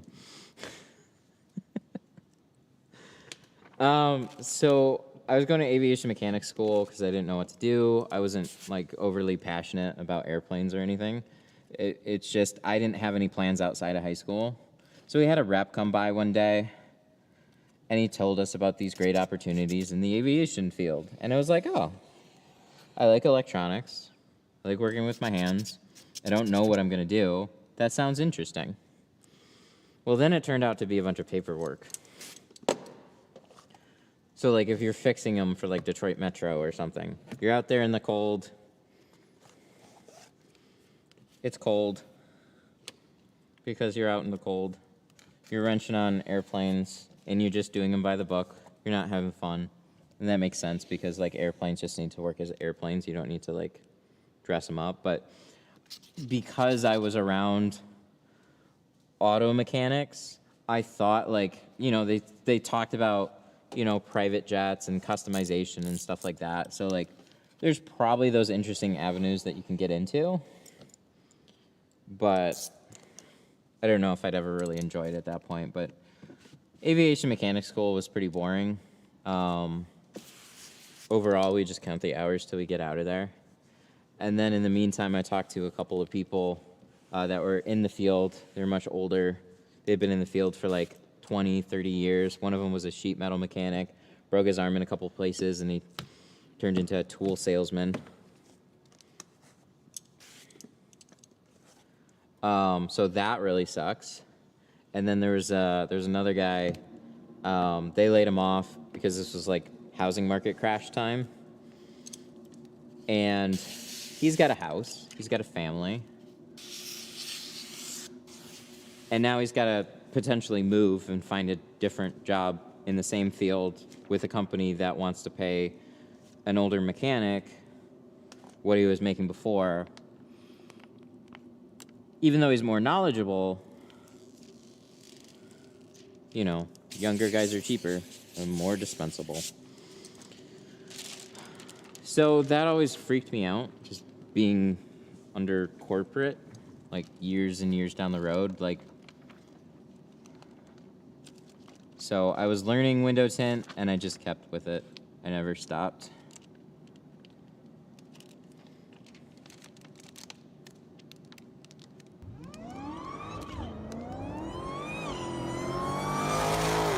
So some of this is like happy coincidence, because I would have never thought to combine window tinting with video.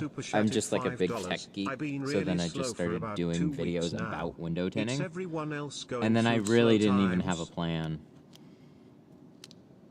of like how I was gonna do both of them. And then like with a lot of trial and error and thinking nonstop about this literally every day for probably about like the past 10 years, I've kind of fallen into like this groove here, so.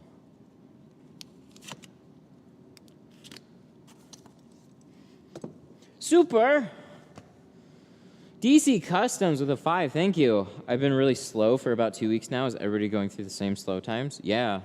Yeah, I literally like moved the wall. You guys can see Jack now. But they do that. They pick up, they slow down, but we have some really like freaky economic things going on. So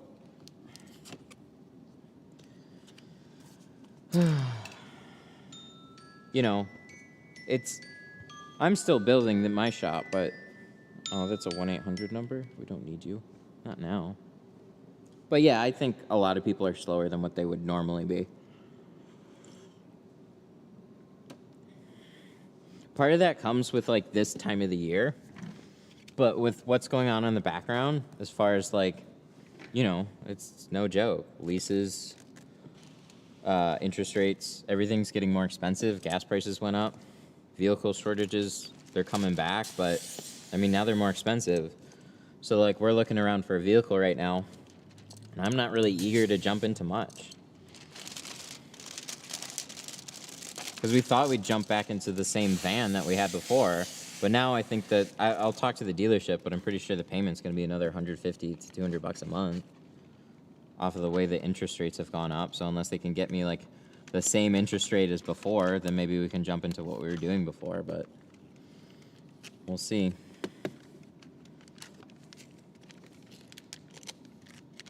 And then I did some looking around. Palisade's kind of like a close second.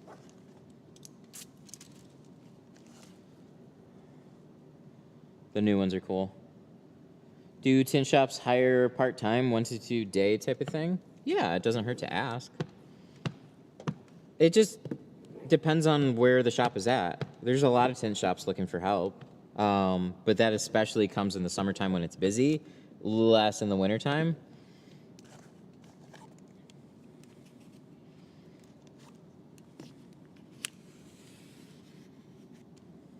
Go in and start talking to people. Ask for whoever is in charge. Be like, hey, I'm looking for a job, and just talk to them. That's how I got my first job. It's some of the best advice I ever got from my dad, honestly. He was like, what do you say? So a lot of stores, like, yeah, I don't know where to apply, so I'll just start applying at some stores. Well, the thing is, those stores get a stack of papers, and they can't put any faces along with like the people. Right? They have to call, they have to bring somebody in. They don't know who's who until they weed people out and go through that hiring process, and it's super annoying for them. They just want to fill a spot. So like, if you go into the right place and you just talk to, like, you just show some ambition and talk to them, you only need one of them to say yes. But literally just start talking to people. There's a lot of people that hire off of good impressions. That's how Jack got a job here too. I was on vacation and he called me, and I needed somebody, especially this winter, to help with orders and stuff.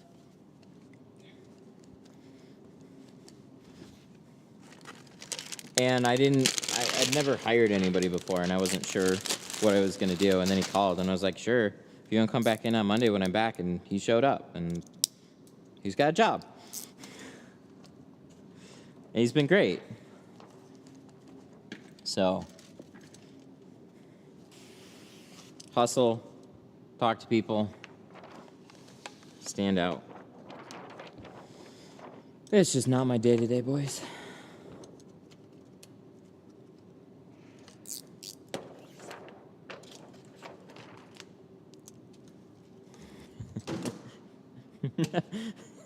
Did you hire him as a W-2 or a 1099? We're figuring that out. No, so it's more 1099, but I'm not going to be a dick about it.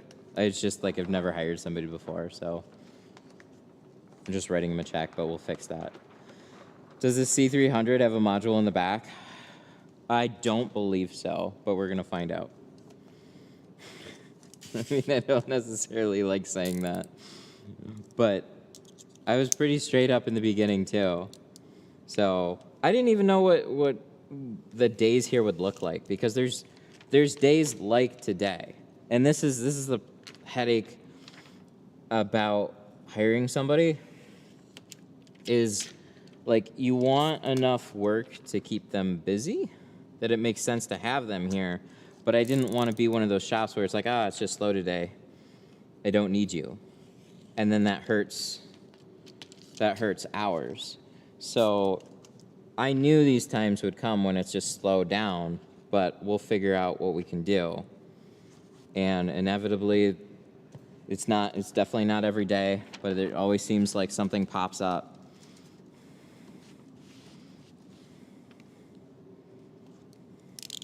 So it's been a big help. Store would be literally weeks behind, probably. Figured out how to do those factory Visa strips with the curve. Oh, the visor strips. Oh, yeah, I remember that post.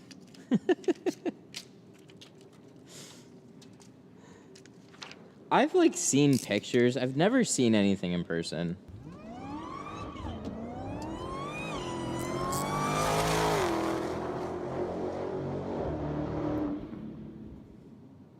Ha Simron Singh super chatted Heck yeah. $4.99. Binge That's watched awesome. several hours of your content prior to my first attempt at tinting. Satisfied with my work How many times have I thanks to said I your can't hear tips. the alerts? Respect. So I don't know when they play, but I know they play. I have to wait a second. All right.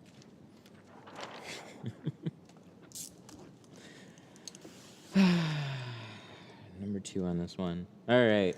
Who is that?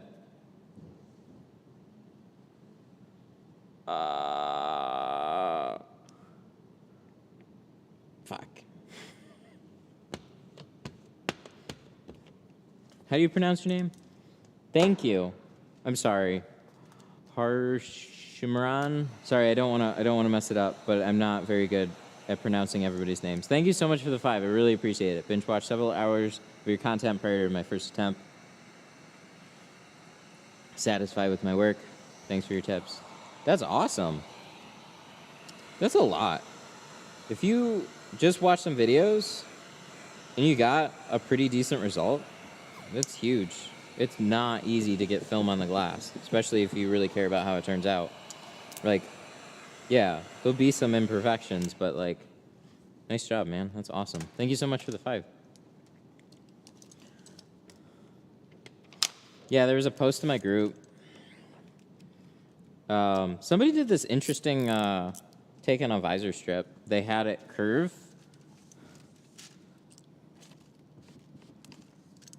On the edges. So they cut it to look straight, and then they kind of like rounded it off, and they did the same thing on the bottom.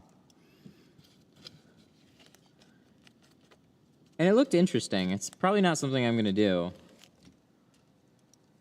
But I've seen pictures, but I've never seen anybody do a curved one in person, and I just don't get very many visor strips.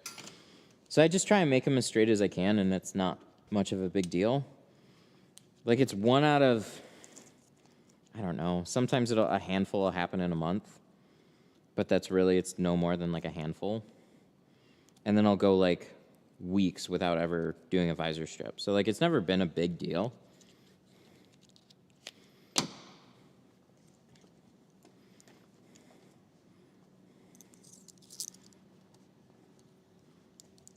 But a consistent way on like every car to have a nice curve to make it look straight.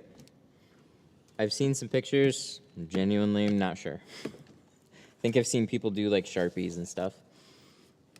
I always feel like I wouldn't be able to cut quite as straight of a line as, and then it would just kind of mess up. So I haven't put that much effort into it. Okay, so on this one, just part of not cleaning all the glue off ahead of time is sometimes you find that area once you tint it. So I had a little extra glue on the side up there that was just a little difficult and I didn't catch it. So when I tinted it, I definitely saw it afterwards.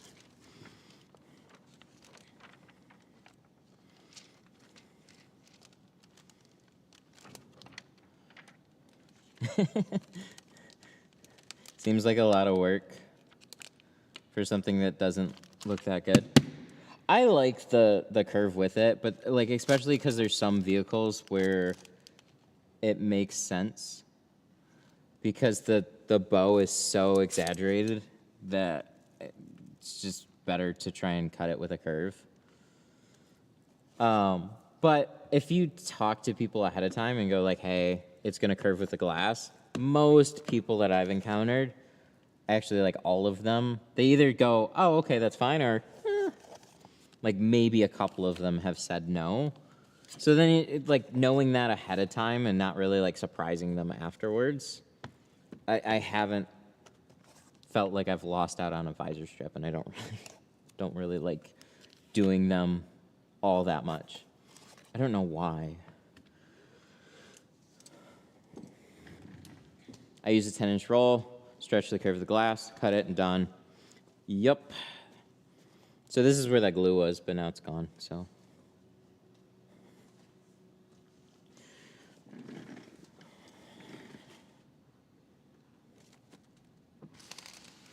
Follow the bottom curve of the glass, scoot it up, it's easy. There's still like, I should just do it, and it'll probably be fine. Because like in my head, I want like somewhere to rest the blade against, like I do a top edge, and then you get it perfect. Where when you're hand cutting, I noticed the little, like a little wobble or something, a little shake, so I feel like I wouldn't get it quite perfect. But I could probably, I just never have done it that way. Or I've never really tried it, but it'd probably be fine. I've done the opposite. I've tried like some 300s and stuff from the top of the glass and then scooting them down, and that curve didn't match up at all.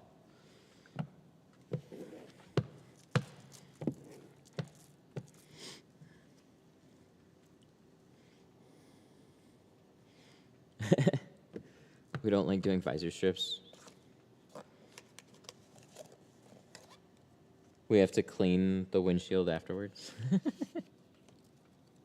I've come to like the glass being all clean because it's pretty quick. I mean, I guess it depends on how dirty the vehicle is, but seriously, taking a scrub pad, spraying it down, squeegeeing it off, and then wiping it off a little bit with like a rag and some isopropyl alcohol makes it so you don't dirty near as many rags, and it's just quick. The inside of the glass is a different story, but generally, like I get cars like this, so they're not really filthy.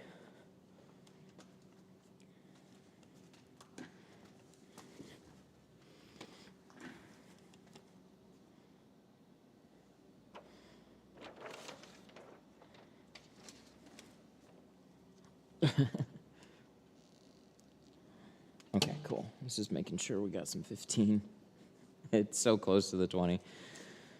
All you do is cut the top windshield, they'll make a curve, and just flip the tint. What? I'll need to post these in my group. I feel a little bit like draw the owl. In your head, it makes sense. Over that little text, I'm just trying to understand. Have you ever seen that meme, draw the owl? It's like, how do you draw an owl? First, draw some circles, then draw the rest of the owl. It's great.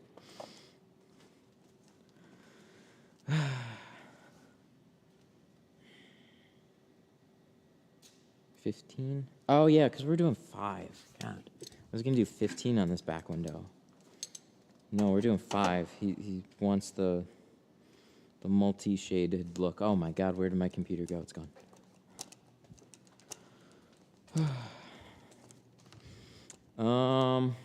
I'll definitely be here later. I just realized it's 3. I'll definitely be here later, so, like, if you're all good, you can take off whenever.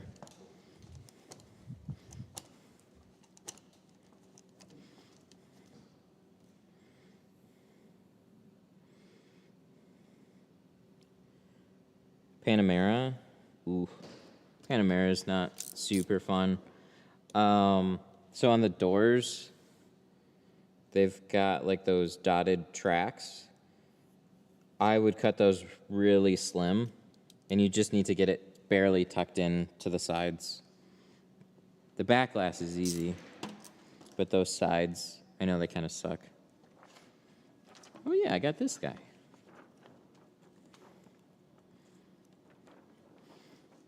Yeah, that's a weird car. Back glass, I think, is just a hatch. How long after the tint can we roll our windows down?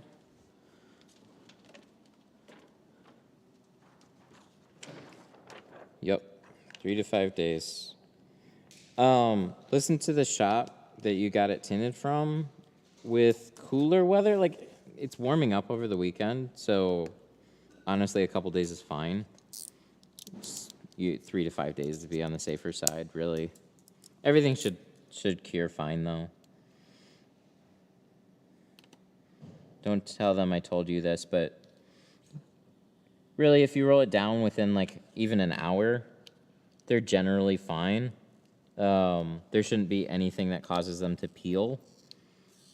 It's just, you know, it's fresh tint, it's drying. The longer it dries, the better the glue's gonna stick. But really the part that's gonna peel is it's gonna hit that bottom edge. So if you give it a little time to dry it along that bottom edge, that's usually better as long as it doesn't like float back up off the window. Love your content. Thank you. See ya. Shit, I forgot it's Friday. Yeah, have a good weekend, man. Thanks for all the help.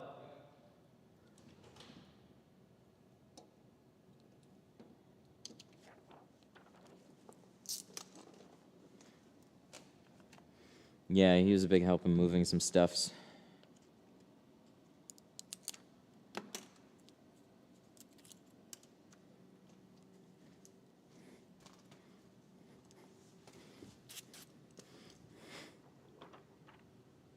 I'm telling them right now. What? Wait, you're asking me so you can tell your customer?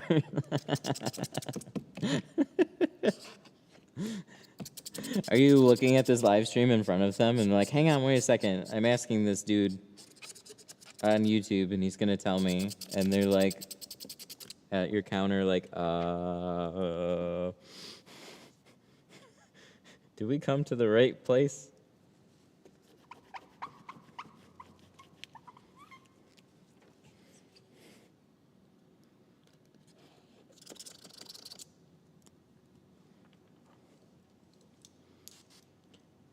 Is the green triage plastic or rubber?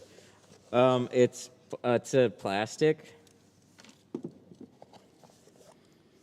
So, but it's a very slippery plastic. It's specially made for the use case.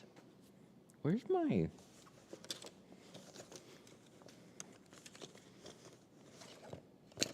Shit. I know I had one. Customer just brought him back. Does it scratch at all? I mean, if you wear them out, yeah, over time, they can definitely scratch up a window, but they'll last a long time before they ever start doing that. So they're completely safe. They're completely safe to use on the windows, because, I mean, obviously, if they weren't, I wouldn't be using them. They last a long time. Yes, they're not going to scratch. That should be the TLDR. Any plastics tool is going to wear out over time, especially because you're, you know, digging it in the seals and stuff. But yeah, they're great. I use them on every door window, period.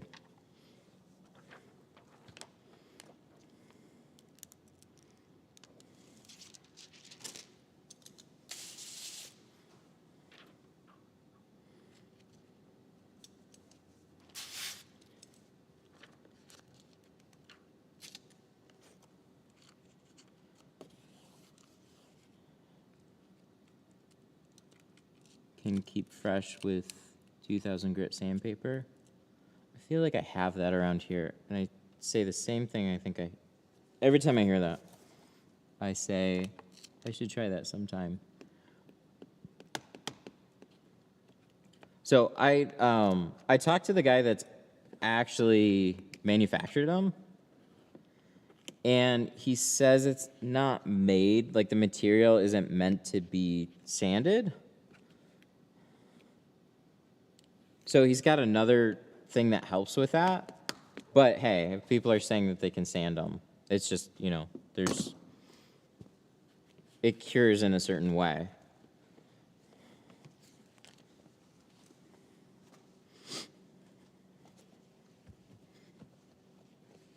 Go nuts. Make them last as long as you can.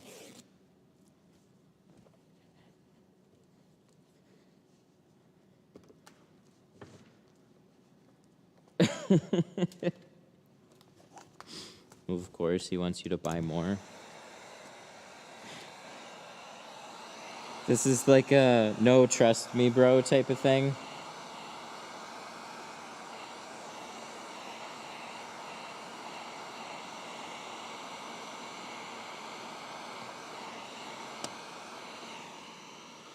I don't think it was because of that, but I know why. I know why it seems that way.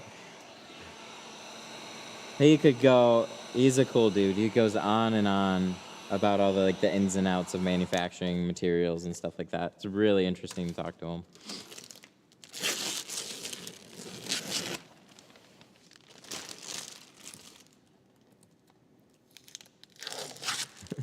Trust me, bro.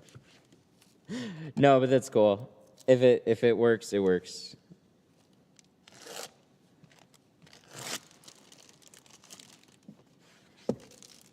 Because like he actually has, he has a tool called the Smooth It, and it's like a fabric. So that's where I say like, yeah, he definitely has something to try and make them last longer. It's pretty inexpensive to pick up. But that's, I have him sitting around here somewhere. But he's got like this nifty little holder sharpener thingy.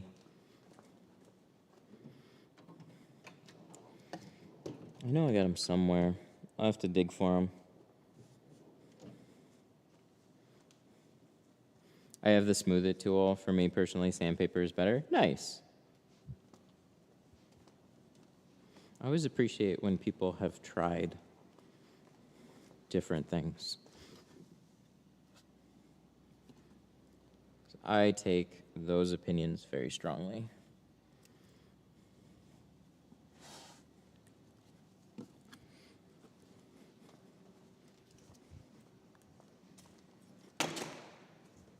All right. Driver's door. Where's my sprayer? Let's get that.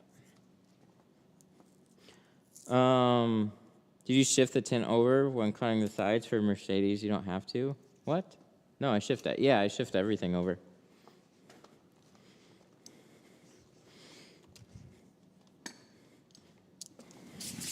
Mercedes, Malibu, doesn't matter. Shift everything.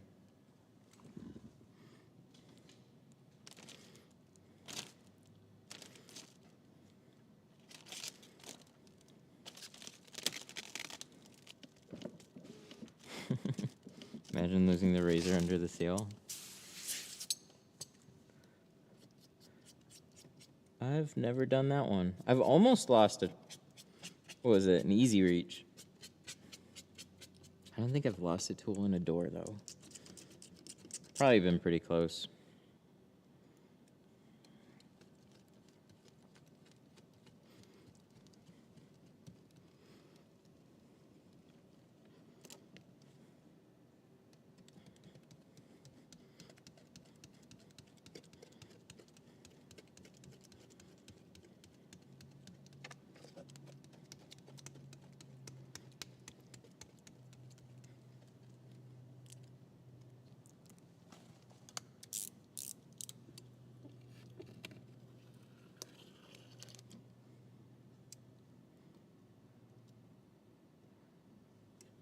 Is Geo better than Solar Guard? I'm gonna say yeah, but they're very different. Solar Guard has 1 mil films, so they're just thinner, more like tissue paper feel. Doesn't mean they're bad, just means they're thinner. Big company though. But I'm not as familiar. Like I haven't used them for any extended period of time. I just remember they were in the 300s for like their starter level film, so like it was definitely just more expensive, and you're gonna find that with a lot of brands like that.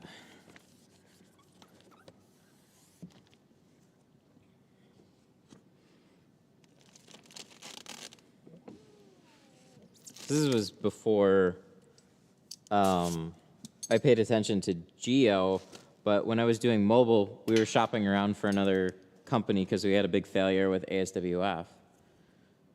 SolarGuard was like, hey, one of the companies that we were tinting for, they're part of a buyer's group, and SolarGuard is one of the films in that buyer's group. And it was kind of funny, so we looked at the pricing that they could get, and we looked at the pricing that we could get, and the buyer's group was more expensive than just going direct. And we were like, what? But even then, it just wasn't going to work out for that business model at the time. We were tinting for a lot of companies that were just selling a tint job, not any particular type of film, so it literally could have been anything halfway decent and been perfectly fine. Because it was all about price at that time. So yeah, we took a good look at them. I just remember they were like upwards of Lumar pricing.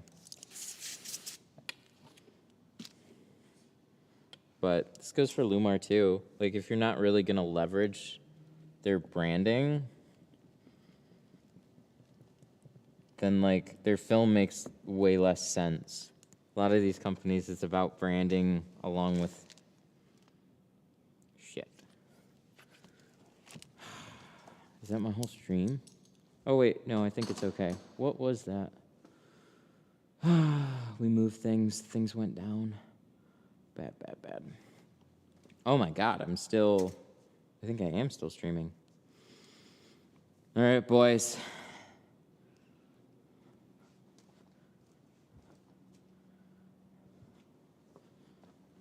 What?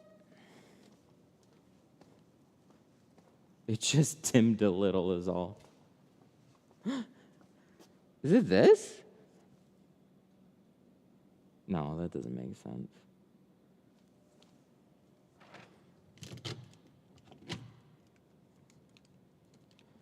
It's got to be a breaker. We'll plug that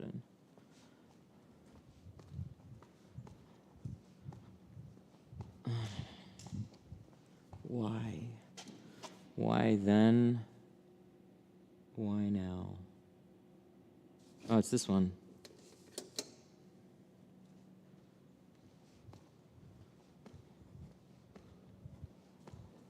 Okay, here's what's really weird. Explain this. Yo, thank you, electrician. That outlet went dead. That one did not. It's on the same tube. That's why I'm like, internet's on that outlet in the other room. Computer's on this one. For sure, stream done. Nope, somehow it's okay. All right, so we're gonna probably have to do these fog machines a little bit differently, so we'll leave those unplugged for now. Right? Okay, so we'll just save those for another day. I'll have to put those on a different grid. But that was shocking. I didn't think that'd be the case.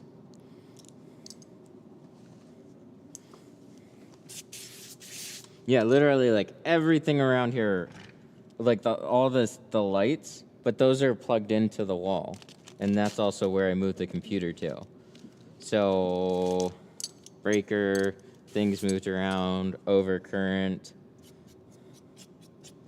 Somehow, without a heat gun, it was too much.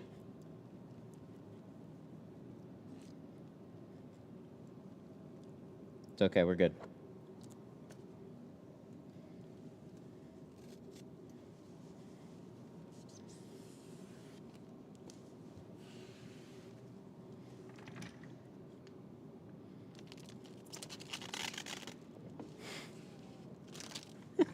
That makes sense why it got darker. Dude, it should be down. That's like streaming to a T. You don't know until you put it through its paces, and then inevitably, like, something breaks the stream. But I can't, I'm still, I learned more about my own electrical outlets than I ever knew before. How are those on the same run, but they're on different breakers? I had no idea. That's super cool.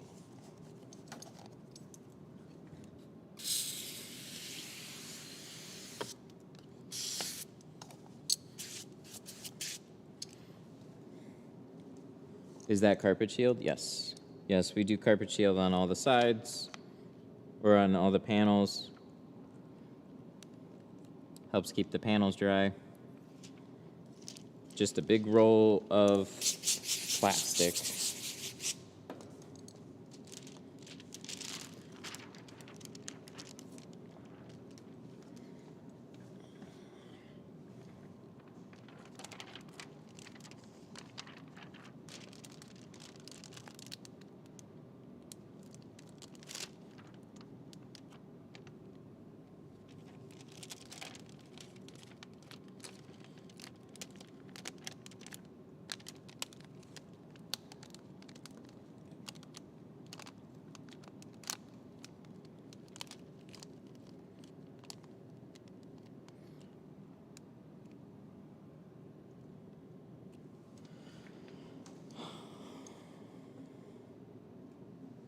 Pretty good.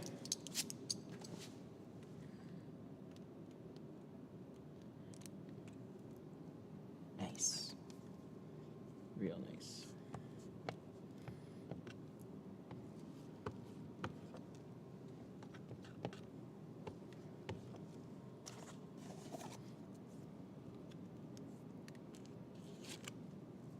Yeah, it's nice to learn about that stuff now too, because one thing about tint classes is when you have a bunch of people all trying to use heat guns at the same time,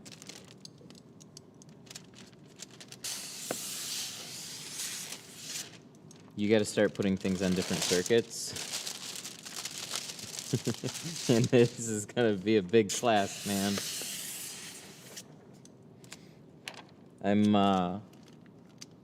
My younger brother is actually coming out to help out for the 3 days.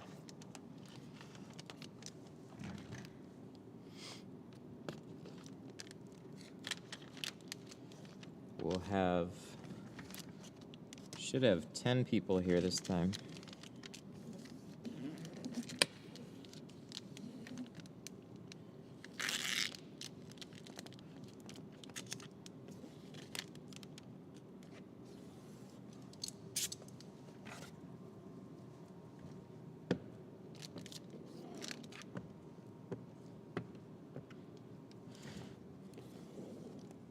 When's the next one? It's not going to be till next year, probably February or March. I haven't decided yet.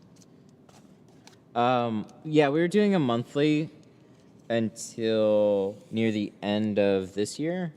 So I skipped September, just kind of was watching the way the signups were going and everything.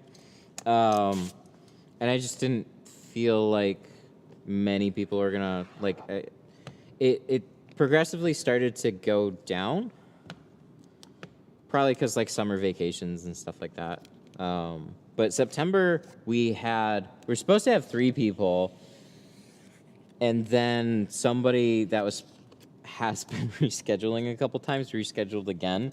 So we actually had 2 people in that class.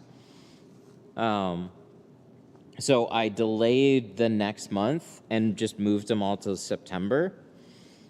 Or, no, November, sorry. Last month, September, October. So I didn't have a class in October. We had one in September. And then a bunch of people started signing up for the November one. So I opened it up for a couple more people, and they literally filled that day with like some people that I had been talking to earlier. So yeah, we got at least 10 people coming to this one. So my brother's gonna help out for the class. I've tinted with him for a while.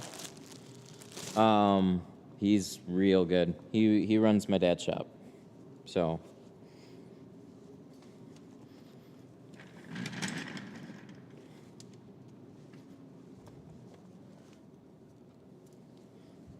it'll be a good class.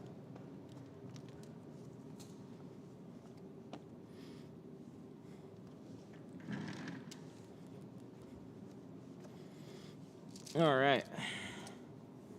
How do you avoid pinch marks when 2-staging? It just depends on the window. I don't avoid them entirely. They're just not very big. So they're kind of just an easy thing to just heat up and touch up. It's never been a big deal.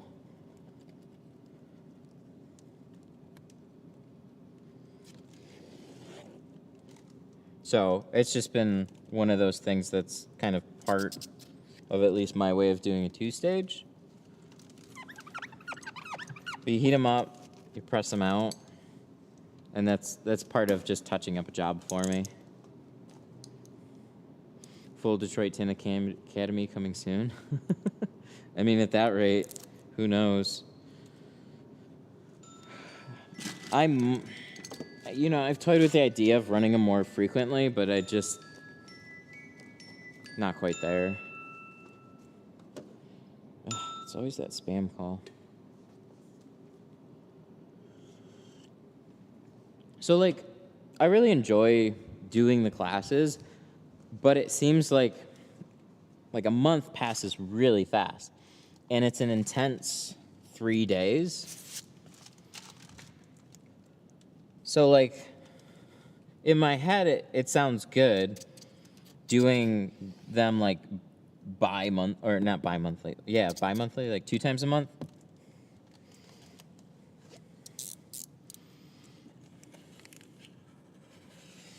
And I could get to that point, I'm sure. I don't know. I like having them once a month right now.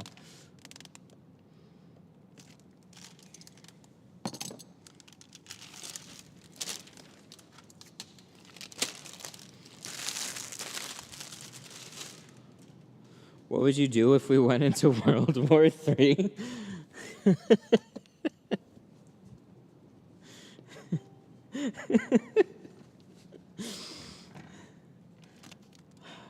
I would try and do everything I could to not get drafted, I think is what I would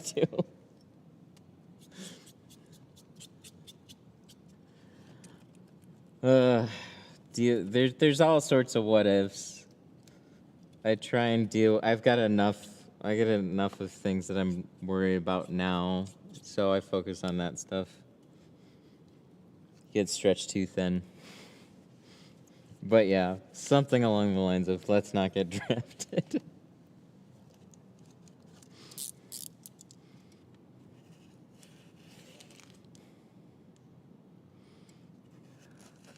I think it's all dumb. I think legitimately, like, especially with how connected the world is, I think most people in those countries don't want the battles that people are getting into. So it's a bunch of, like, angry politicians that stir up a war between countries, and it just gets ridiculous.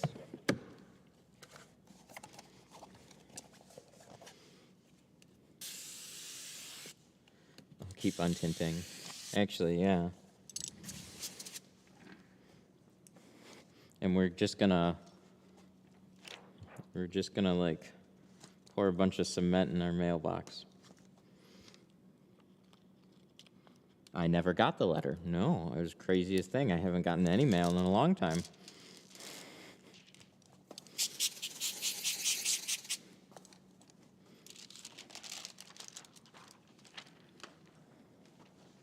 Craziest thing.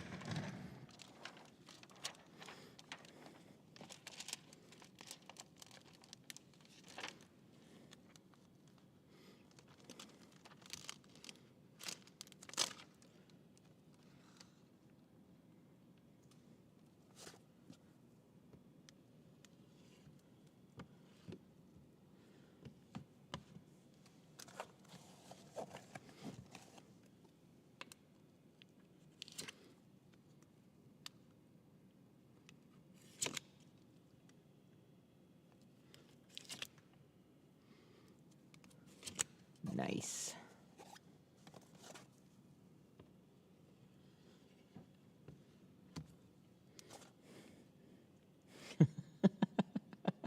I'm doing jujitsu to prepare myself. Oh shit, you're going.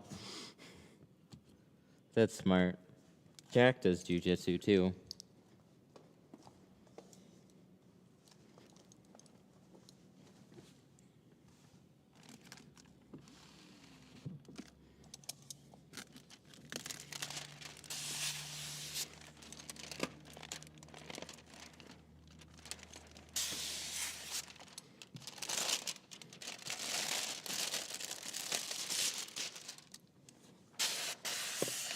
I'm probably gonna need to as well, at the rate my son is,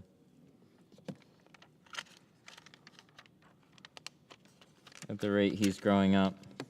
He's hitting 2s. He is a handful.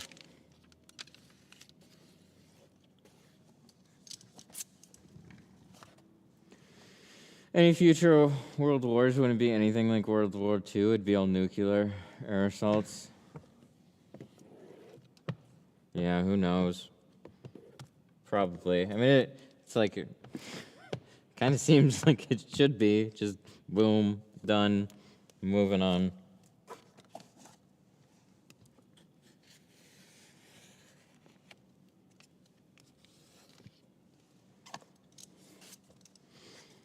But I'm gonna stay here in Tint land right now and not think about it.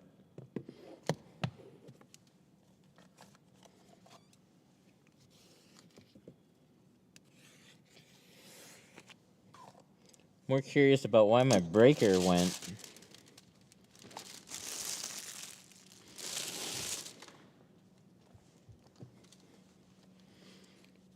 I guess I gotta trace. I should take a little bit and trace out. Oh, it's gonna take time. I guess I gotta trace out where my outlets and what breakers they're hooked up to, and then I can kind of know what I can tie in together. Because I've got I added lights here, and I'm gonna add a few more, and so everything's just kind of plugged into everywhere. And this space has a lot of power, which is nice. I just don't know what's hooked up. Any plans for more kids? Oh, probably.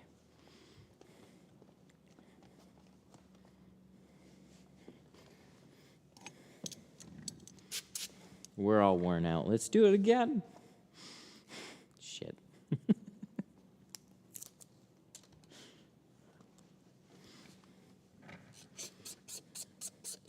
Can you buy my business? Sure.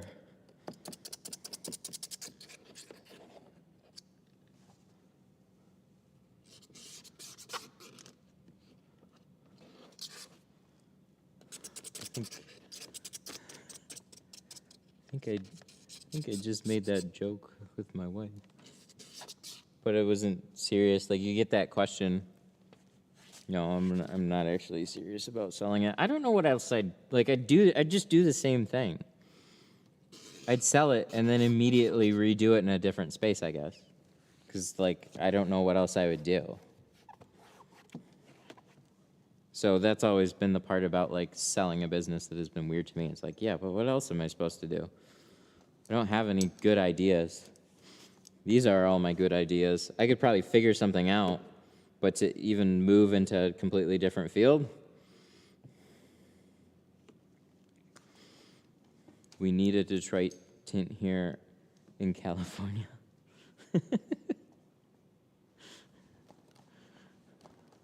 I'll be honest, I don't know how well that work out.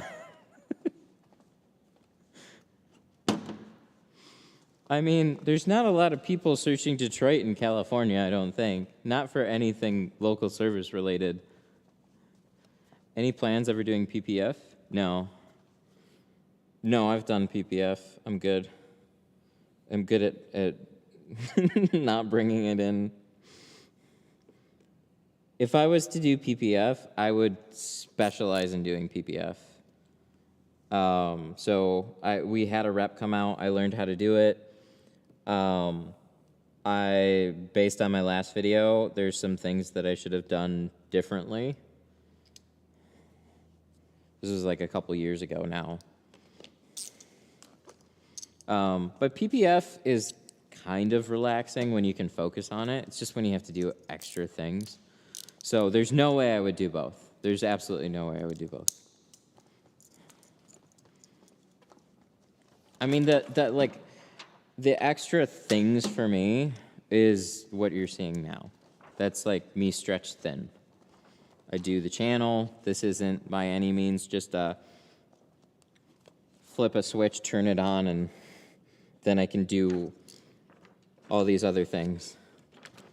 Like, I gotta put a lot of work into just this and window tinting, and I'm good at window tinting, and I don't at this point. I've learned so many other random things associated with this part. I don't feel like learning a whole nother skill. I just don't right now. Probably ever.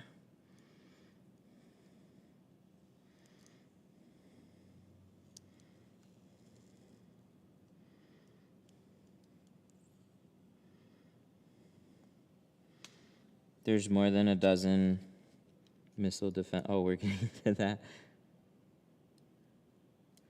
Well, they should watch. They should watch Top Gun Maverick then, and they'll have that covered. They'll just fly really low. Have you ever tinted taillights? Yeah, a little bit. I have a live stream with it. I did my Explorer. It's so much like vinyl wrapping that if I'm going to do taillights, I'm just going to do vinyl wrapping. So there's definitely shops that do taillights as well. Like so you learn some intricate things, and it's not that crazy to pull in as a service. So there's just a lot of headlights and taillights that are pretty exaggerated. So like some of them are super easy and straightforward, and some of them you have to seam, and they're like way crazy. Like the Cadillac lights are typically way crazier than, let's look at these. These would be cake, super easy.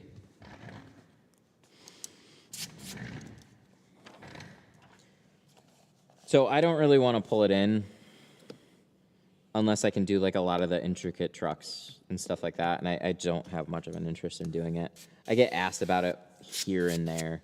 If I was getting asked about it like every week, then sure, I'll probably do it. Tom Cruise will save us all indeed. That's right. That was a good movie. There's a really cool YouTube channel that did like a watch through. It's a decently popular fighter pilot. They did a reacts video. They watched the whole thing. It was really interesting to hear their take on it.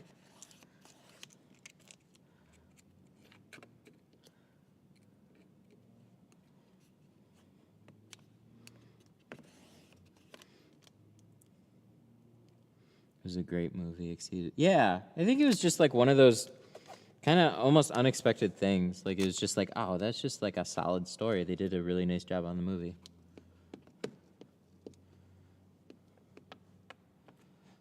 Winning The Rock as president.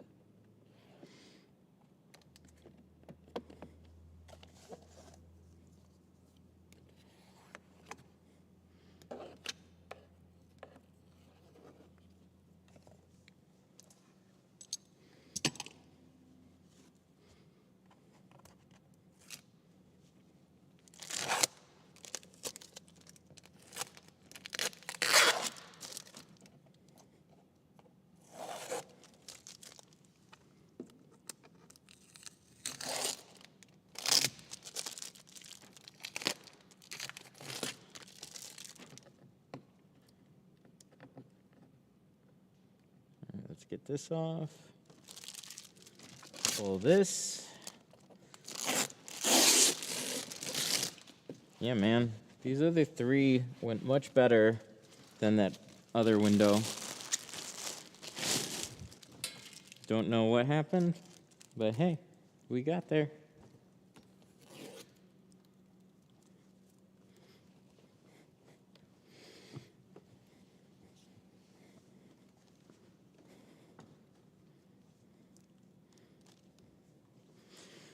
All right, now we gotta focus on this back window. So there's a little bit of glue in this area. Most of it peeled off pretty clean, but there'll be a few spots that that we definitely want to pay a little more attention to. You're gonna be Jeffrey Dahmer for Halloween? No.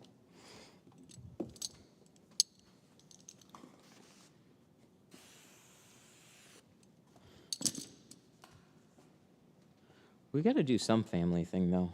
God, that's getting close. Holy shit, it's the 21st. We talked about that. That's in like 10 days. I'm more focused on everything that's going on here.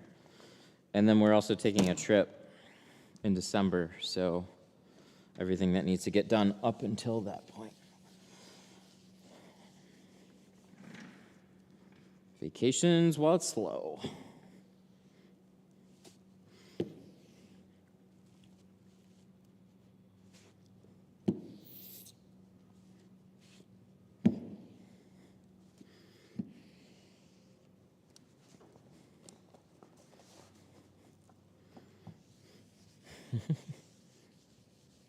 Yeah, I like these back windows. These are good.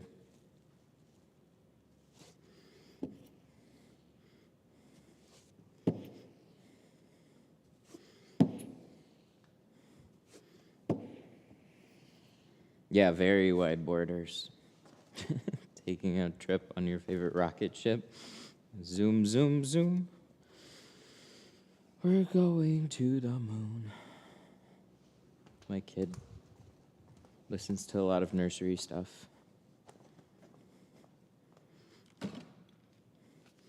We hear that one a lot. I want to set up this print. Look at this printer. This is actually, and then he got, where did he get the, oh, I should call him. I thought he had it. No, he had 3 boxes, right? So he put the paper there. There should be a cartridge in there. I just want to make sure. I'll have to open this up and set this up probably afterwards. It's an adorable little printer. I hope it works. So I'm going to set it up so when we get an order, it'll automatically print off of that. I'm crossing my fingers that we can make it work. I'm not 100% sure. We'll find out.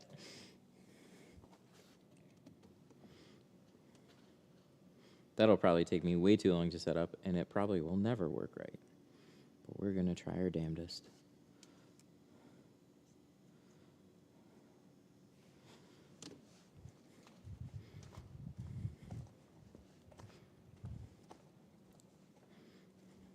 How many orders do you get a day typically? It varies, but probably about 8 to 10 on average.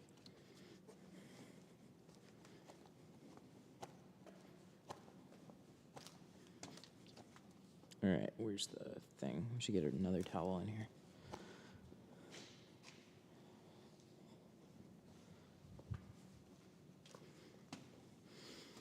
Because, like, it went from being just kind of like a nice addition to then all of a sudden being like, oh, shoot. I need to actually put some effort into this. Like, because I would sometimes wait a couple days to do orders, and then it got to the point where it's like, oh, if I wait that long, then all of a sudden I have 20 orders to put together. Does FedEx stop by? Or no, I literally send it to the post office every day. I can schedule pickups. I'm just so... It was like... We got to schedule pickup times at this point. It sounds like a simple thing, but like the way that I had this place structured was really not with consistent hours. So I didn't know when to schedule the pickup time. So like sometimes I do the orders later after the shop, but now I'm to the point where it's like, okay, so we're pretty much within this window of time.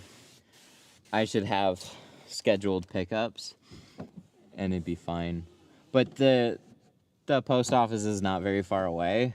So it's kind of one of those things where it's like we let the orders kind of come in. And then when we're all set for the day, he'll go drop them off.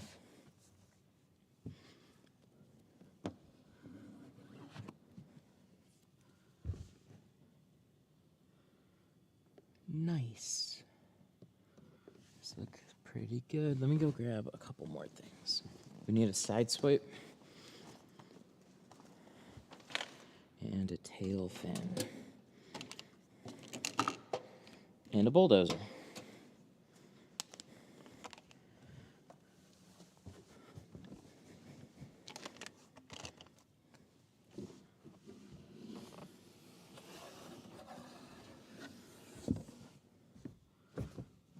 Nice. That bulldozer, man. Let me check. Biggest question is these little lower areas. If you have glue left behind on those, they'll like sneak up on you really bad. They look pretty good. I'm gonna give them one little more once over.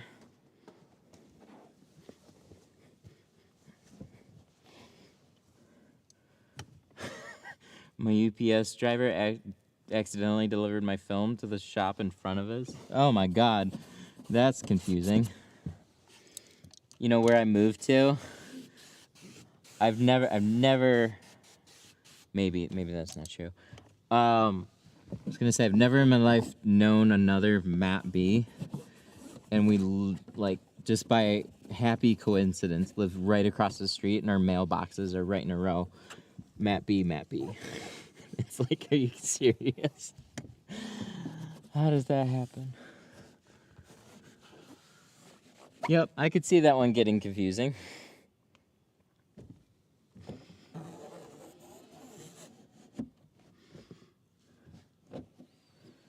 Yeah, that makes things way confusing. So there was like a tint shop at like a gas station that was near one of the places that I worked for. But so some people would just say, call the tint shop and drive to the tint shop. So they would schedule at this other shop, and then they would show up at the actual tint shop down the road that I worked at, and they would say like, hey, I don't have you on the schedule, and they're like, isn't this the number? And they show, and they're like, no, that's the other place. And they're like, oh. Well, could you get me in today anyways? And they were like, sure. Makes things very confusing. It's an interesting way to do it.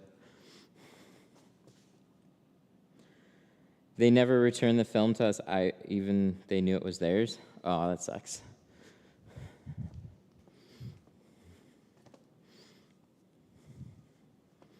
So how'd you find out? Like FedEx said we delivered it to here, and then you're like, yo, dog.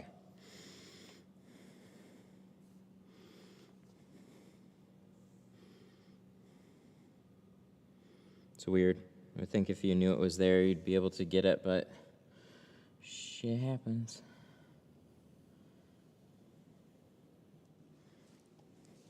All right, so the inside of this is all ready to go. Now we actually need to give it a back window first. So I gotta grab some 5 for this.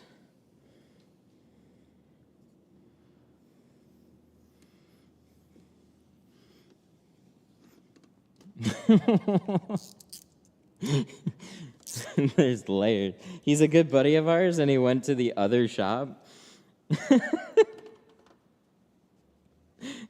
So It was supposed to be delivered to you behind the tint shop, but it was delivered to the tint shop, and then he went out of his way to go deliver it to a different tint shop because he thought it was their film. That just sounds way confusing. What's the white tape for? The white tape, glass aid, is so I don't scratch this window.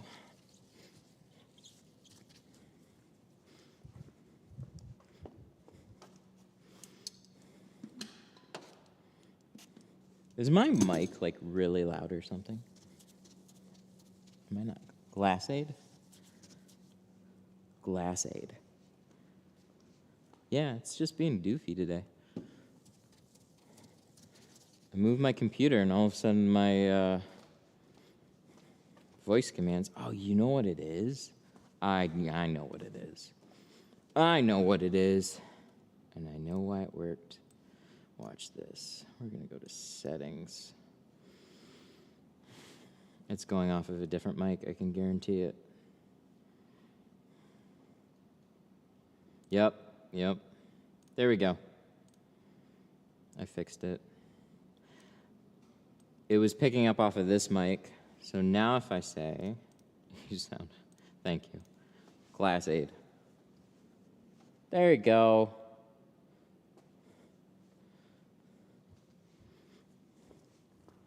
Daniel Reyna, where you been?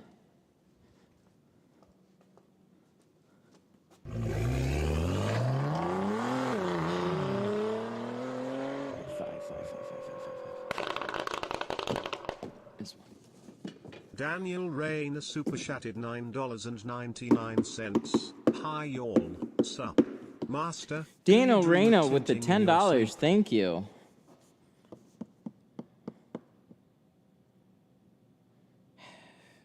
Do I go get a 24? Hey y'all, sup, master? Do you dream of tinting in your sleep? No, thankfully I don't. If anything, I dream about problems. Yeah, so we set up shelves, and this is somewhat organized. That's new inventory and junk storage space.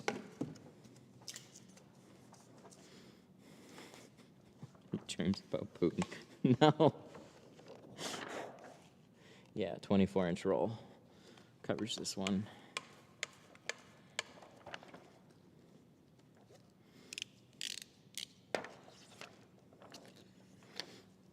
No, for the most part, I don't remember dreams.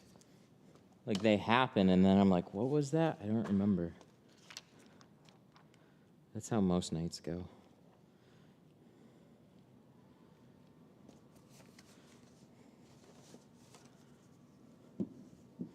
I wake up and I go, oh, that happened quick. Like this morning, my son started crying at like 7. And then sometimes he'll go back to sleep. And sometimes he won't. But he actually went back to sleep, but it's always a little rocky going back to sleep. So that takes time, and by that time it's like, I gotta be up anyways. So I just stayed in bed, but I didn't wake up that early this morning.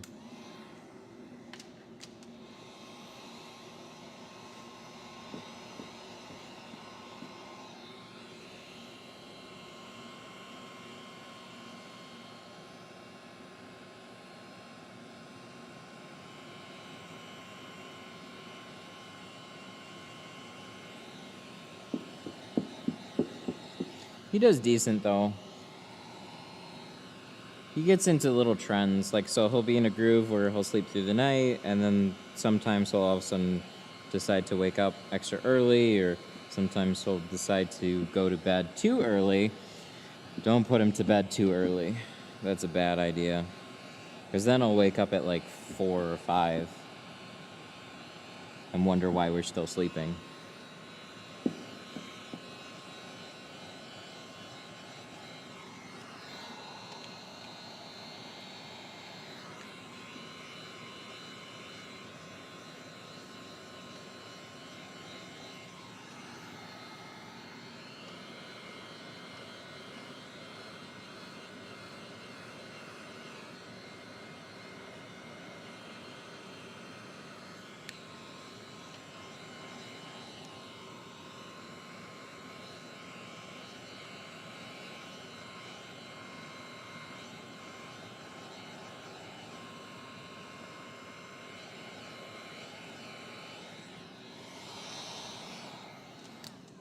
Okay, so that side's good.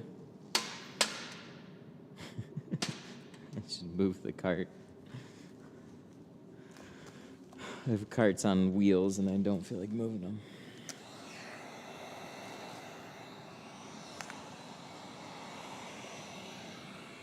This is interesting. Lighting seems pretty damn good.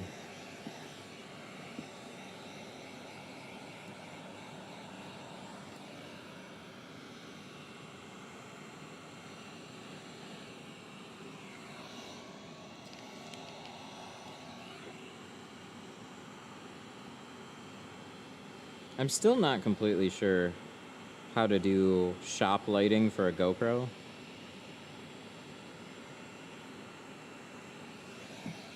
Bright lights, overhead diffuser, those are good things. Too much white on the sides seems to ruin it. So now that I took away that wall, I'll have to go over the footage, but I think that was a good move.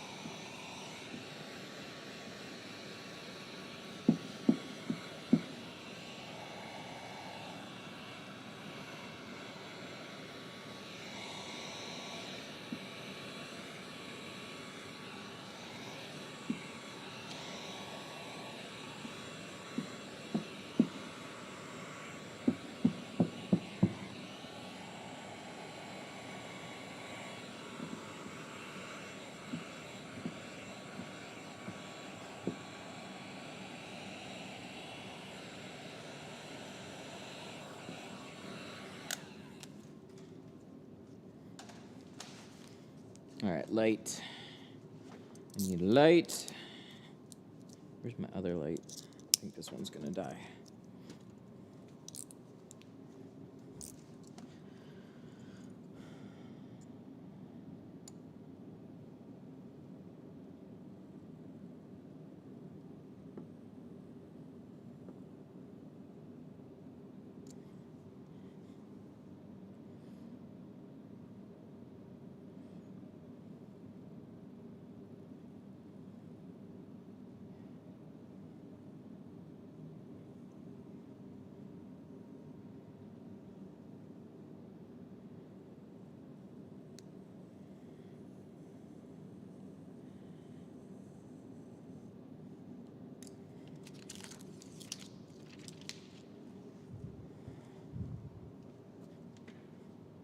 Yeah, what a different, like, this is interesting. I've always had this diffuser here ever since I had the 8. I'm gonna have to play around with this a little bit. So, like, see how much the glow shifts just kind of based on the direction you're looking.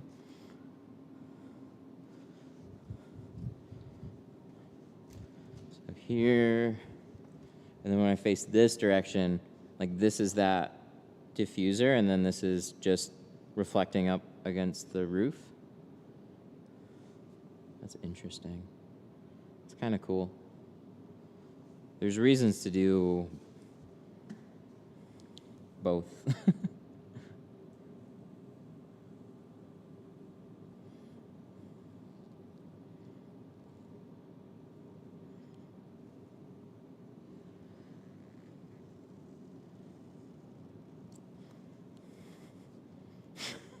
Why would you say that?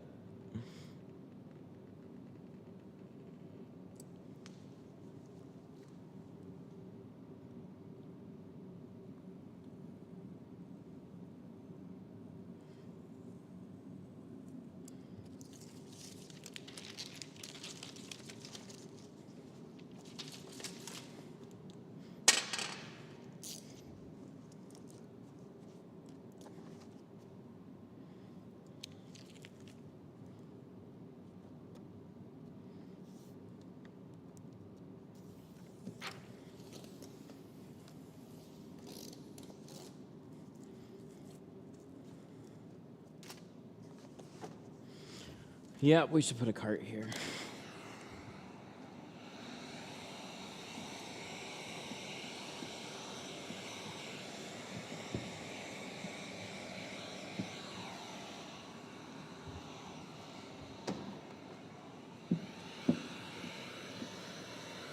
Oh, and I forgot, this car's gray too, so that helps with the lighting. When you have black cars, you're doing video on black cars, it's like one of the hardest. If you have any type of contrast, that helps out.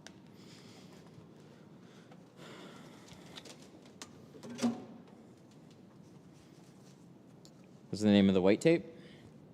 Glass Aid.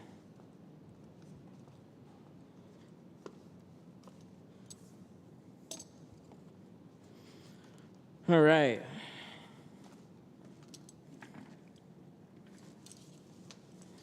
Oh my God, I'm stuck. Come on, there you go. All right, we're gonna sweep this off one more time.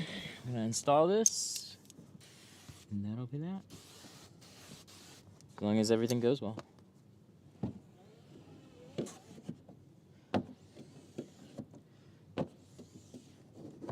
But it made sense to clean this off ahead of time before I covered up the doors. Probably would have been smart to do that too, but usually I can catch everything, but that didn't happen today.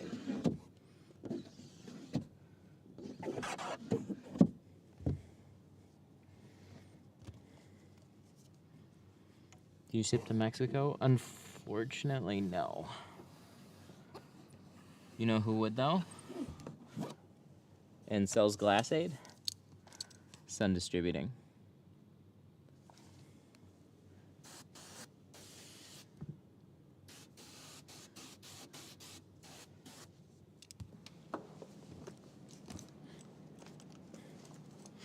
Too many problems.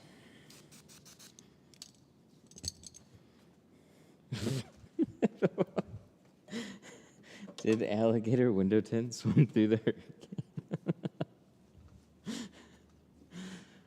I have no idea.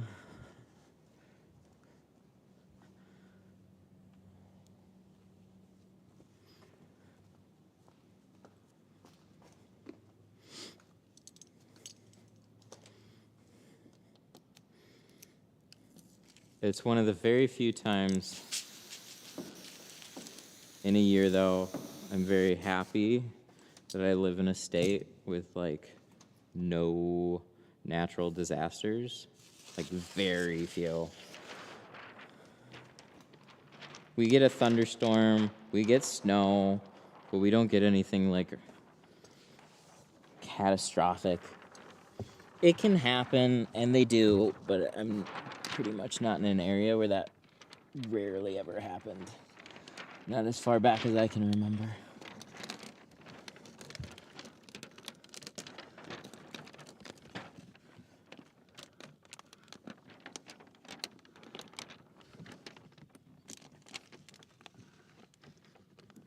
Went down to, like, last year for New Year's, actually, went down to see some family in Alabama.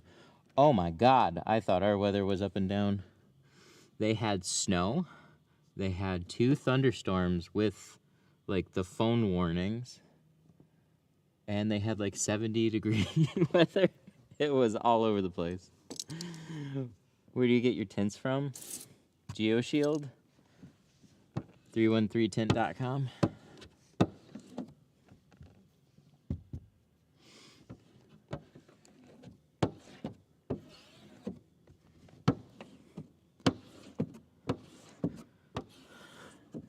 I wonder if it knows. 313tint.com. Oh, God. Wait, I gotta shut up before I say it. Sometimes it pops up. It's been really bad today. It's usually pretty good. It's probably because I moved it. 313tint.com. Hey, there it goes.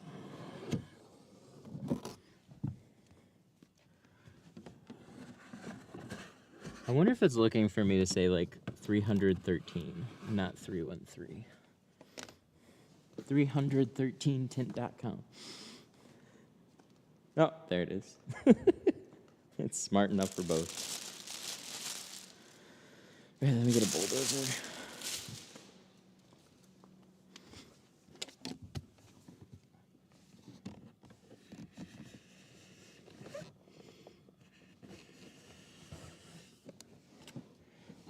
So, I very much like both the bulldozer and the tail fin. The bulldozer, because it's got an actual squeegee blade, that's very smooth and you can get enough pressure to put on the edge. It's really good. The tail fin is a really, really helpful tool for the tight corners. Sometimes it just doesn't push out quite as clean. So I'll always carry both in. If I can knock it out with the bulldozer, then I won't even touch the tail fin. But when you got something a little deeper, it's generally where I'll just try the other one first. But these corners aren't tight. Not like a Jetta. Have you tried the black boba balls? Yeah, man, bubble tea is great. I used to live by a boba tea place, and I would go in there for like a coffee slush in the summertime. We'd get a kick where we'd go in a bunch of time and then we'd get sick of it and we wouldn't go back for a couple months, at least. But yeah, it was really convenient.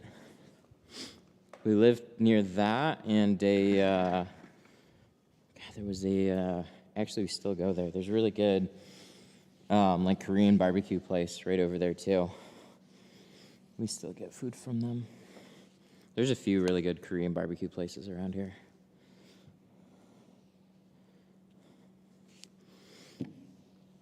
How do you prep for the fuse box in this trunk? There's, on some of them, there's what is called the SAM module.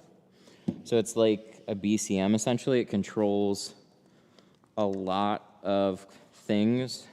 So if you freak that out, it's very expensive. I'd pull back the rear trunk and cover it up, but I don't think this is that C300. See, now C300s are cursed.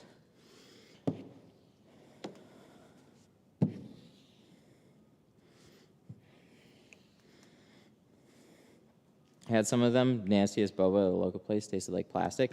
So the bobas by themselves are like kind of weird. Like, I don't think they necessarily add a lot to it, but they're still like, they make different flavors, and like just the regular ones. I'll typically just have those because I didn't know what else to get with the coffee. But they're kind of like weird, squishy and gummy, and they're like almost like little gushers. They're just like a weird textured thing to go along with the drink. I don't really think they necessarily add a lot to it, but yeah, we like ordered. You have to keep trying different things. Some of the things, like we would get like different flavored drinks and stuff, and there were quite a few of them that were kind of like, eh, and then a handful of like the coffee-ish ones that were pretty good.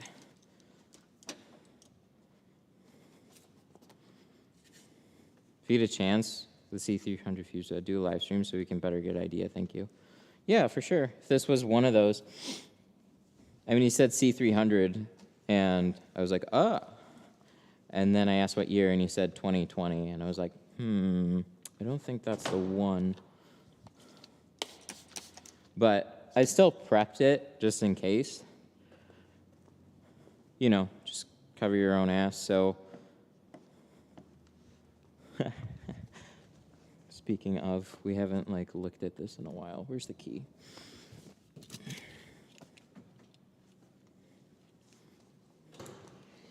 There we go. So I pulled this back and I put some towels all over the wiring and stuff, but I don't think it's the same module, but I just did it to be safe. So I'm going to take those out now. I don't even think they're wet. Oh, this one's wet. Yeah, for sure. So water was definitely running down that direction.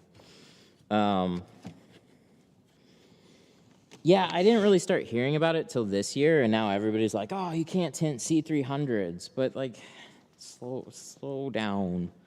Because I've been tinting C300s for a long time, and I haven't had any issues with the C300. But it reminds me a lot of, you know, going through the RAM issues, right? Like, everybody's tinting RAMs, and it's like, who cares? It's the RAM. Do them all day long. Easy money, bro. And then all of a sudden people started getting the newer body style RAMs and like, hey, has anybody had any luck with the RAMs? Like this one, like the lights are freaking out and I don't know what to do. It's like, anytime that happens, it's like, there's no guaranteed fix for it. You hit a module, you can maybe wait for it to dry out and cross your fingers. I don't really think that's not a fun situation to be in. So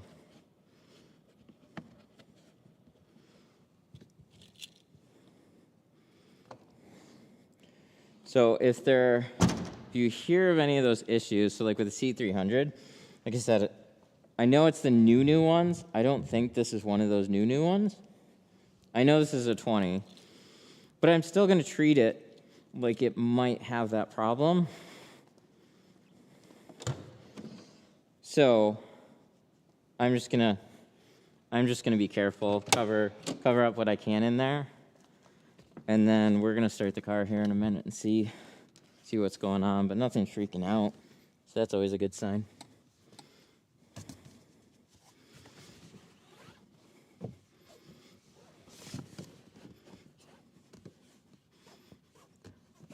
But like I said a few times earlier,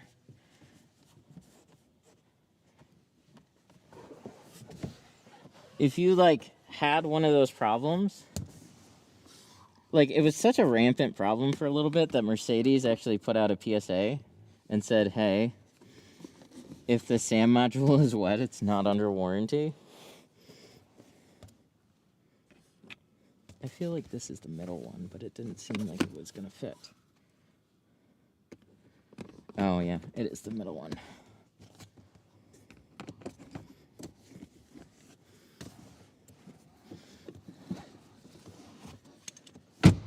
Oh, UVU? Toyotas with the UVU glass? Yeah, like there's a handful of vehicle types with like situations like this, and you just have to learn how to deal with them.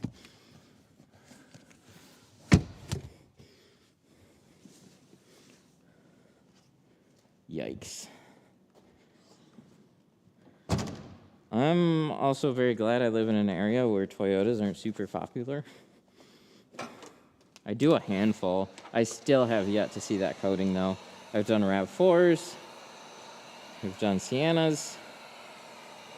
I've done Camrys. Still have not encountered the UVU coating. But which is nice, because now I know enough about it.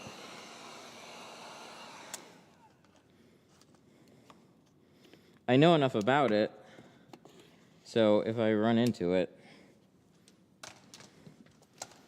I know what to do now. But for a little bit, it was just Lexus, which was like, okay. And then we saw it go to Toyota, so we can just see it coming to more and more vehicles of that brand. Have you ever had a customer not hand you their keys to do their vehicle?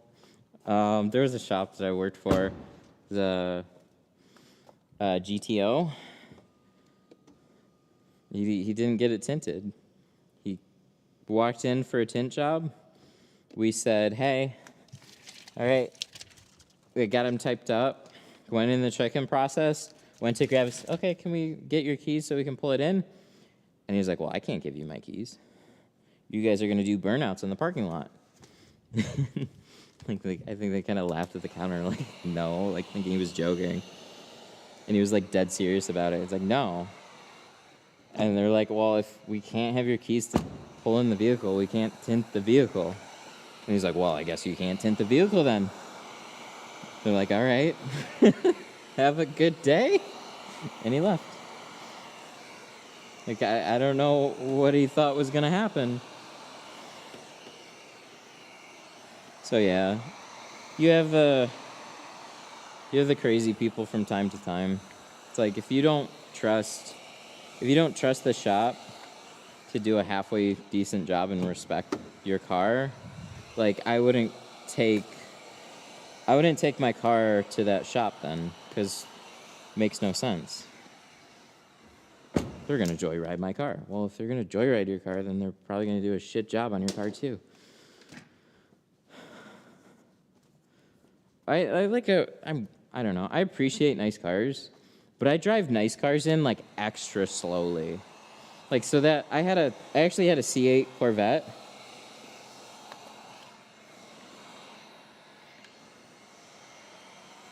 And dude, awesome car.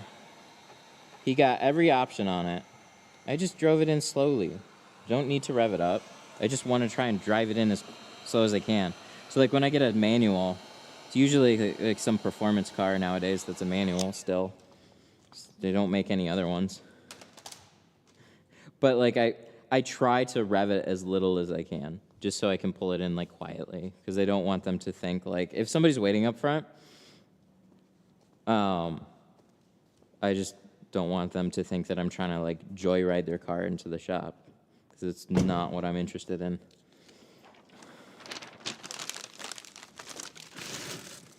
So, I don't know. I definitely appreciate nice cars.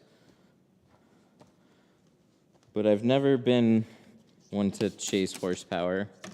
So it's just kind of like, yeah, it's a very nice car. I'm more than happy to do it. Looks awesome. But it's all just focus on the cosmetic portion of it.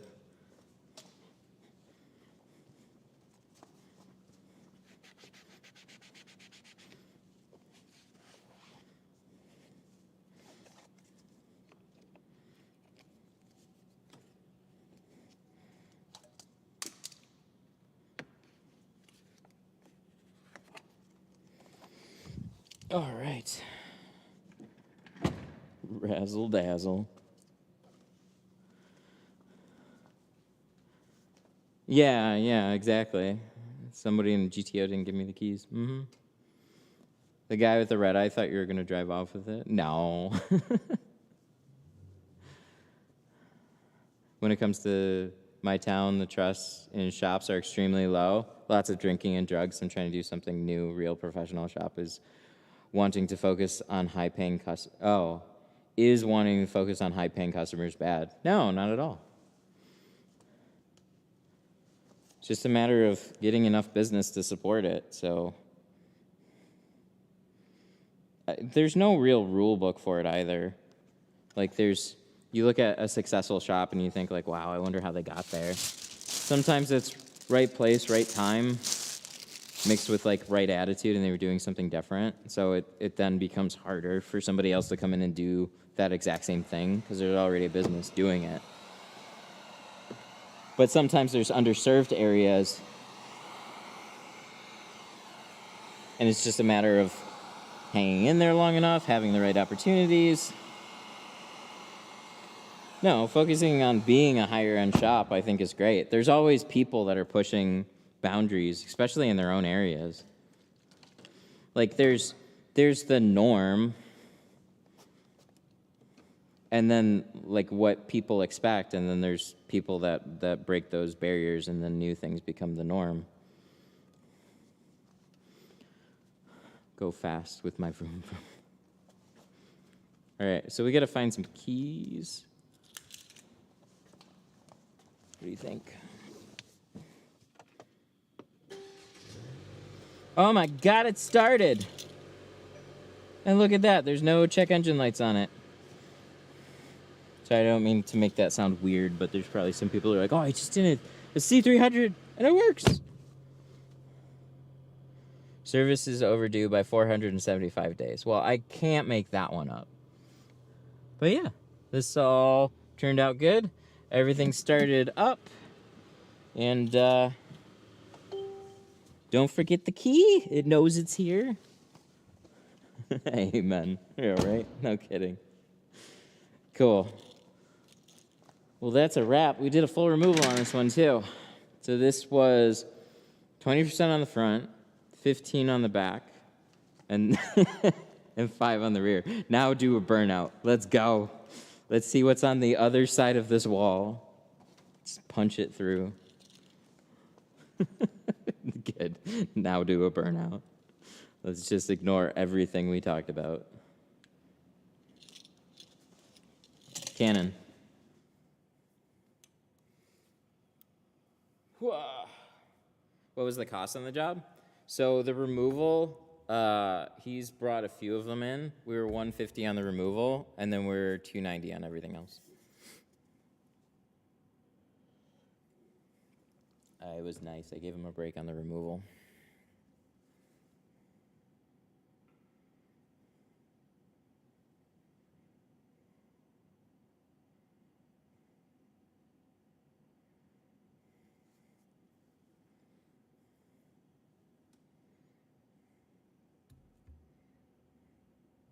Oh, dang, there's a spot that's opening up on the class.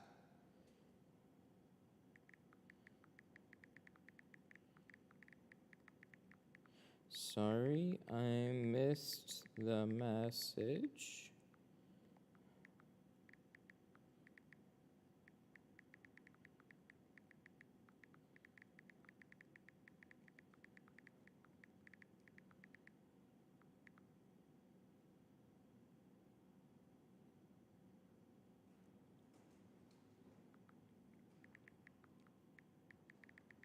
All right, so somebody is canceling.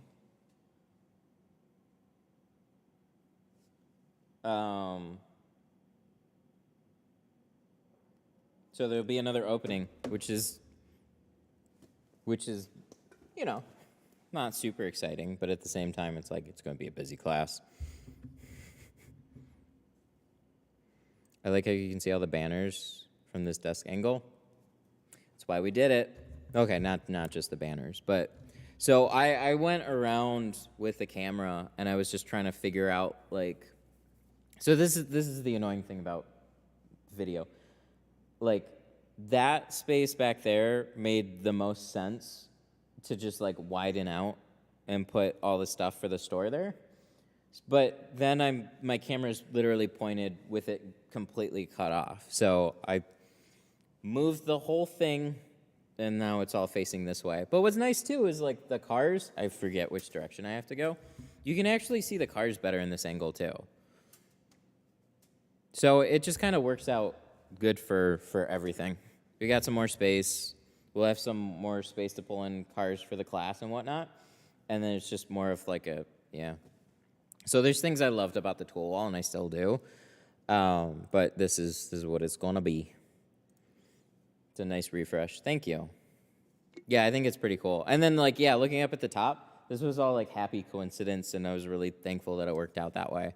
So, like, we hung up the banners up there, and I think we're going to have to maybe change some, I don't know if we have to really change sizes of all of them, but some of them is, like, it's hard to read. It's just the way the camera works. Shop looks way cleaner. Thanks. Because it also is. I lost track of caring for the wall. So when I opened that side up, like, we cleaned it up enough, but I should have revamped the tool wall like a couple times. But then, yeah, pushing it back, we literally took all the stuff that was on the back of it, and we cleared out the back room and got extra shelving, and we put it all in there. But yeah, it's nice, it's big, it's open. I think this is a good change. It's definitely weird. It's definitely weird kind of being in the middle, but it works good for everything, so. Oh yeah, and I can do this. Damn, my car looking clean now. Oh yeah. It's all set, man. Turned out really, really good. And I can do this. I moved over a fog. Oh, I shut them off. Sorry. Damn it. Next time. I got to put them on a different outlet, but I put the fog machine right overhead.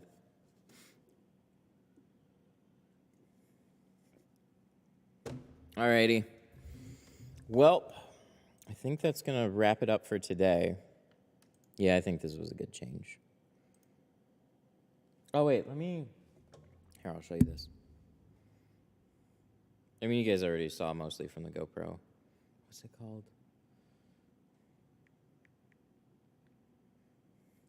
Do they make colored fog? No, I don't think so. I don't think it'll work that way, but they do have lighting that shoots through it. So if it's dark enough, you could see it. It's just not dark enough in here. I should go back on the GoPro. Just real quick. And then we'll end things. Yeah, the tint looks good on it. The wheels match everything. Again, happy coincidences and everything. But yeah, this angle, you can now kind of get a better view of the car just as a whole with the shades on it. Maybe I'll do a little bit more, but I'm pulling them in a little bit of an angle too. GoPro. There we go. So yeah, that's where the camera was, and it's more cozy there because you're kind of just like in the corner. It makes sense. And then you look out this way and you can see like the big shop area, but there's like nothing ever happening in this direction. It just shows the big shop. So yeah, taking that tool wall, putting the shelves on this side, pushing it out that way, opening up this whole space, I think was a good change. I'm gonna look over the footage to kind of see how the lighting was. I think it was pretty good. But I think you get like two kinds of perspectives. Like I think it's, like I was showing this with the back window. You kind of see the diffuser, and then if you look in this direction, you see this, like you see how the light, so a diffuser softens up the look a lot, and when you don't have a diffuser, it's sharper. So like it'll look cleaner, sharper this way, but you can't always see what I'm doing with light this sharp.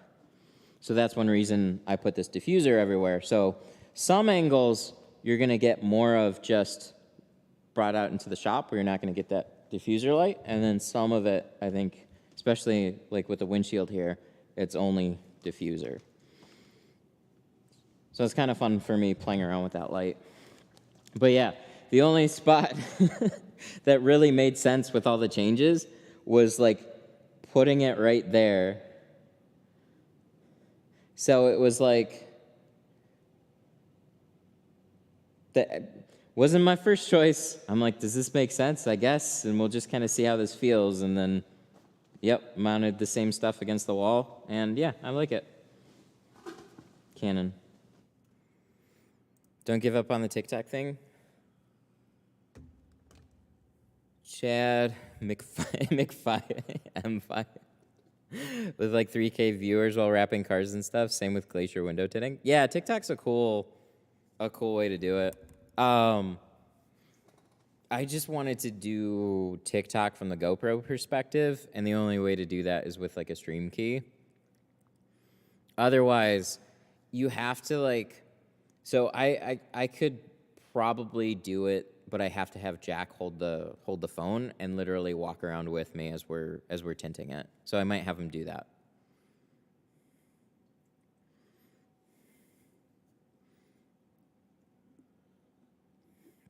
Yeah, his handle is M5. Mick5.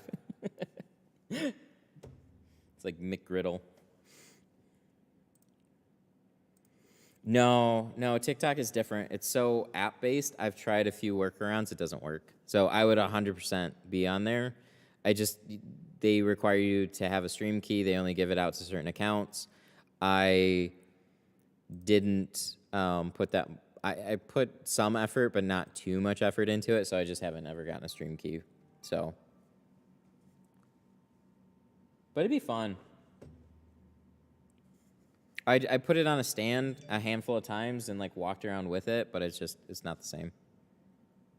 How you drink your coffee? With vanilla creamer.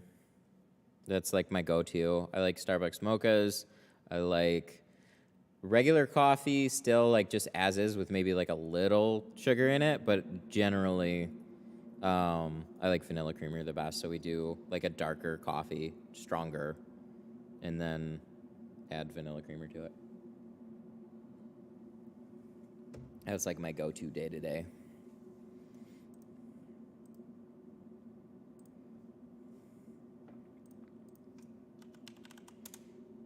Yeah, TikTok's been really cool. It was like a total meme, and then I had a lot of fun with it for a little bit. And I learned a lot about shorter video from playing around on TikTok. It was really fun. But if I could just turn on the stream on TikTok, it would 100% be there. I just can't. So maybe I'll have Jack do it. That'd be a fun thing to try. I'll just have him hold the phone and walk around. All right, we're going to shout out some supers.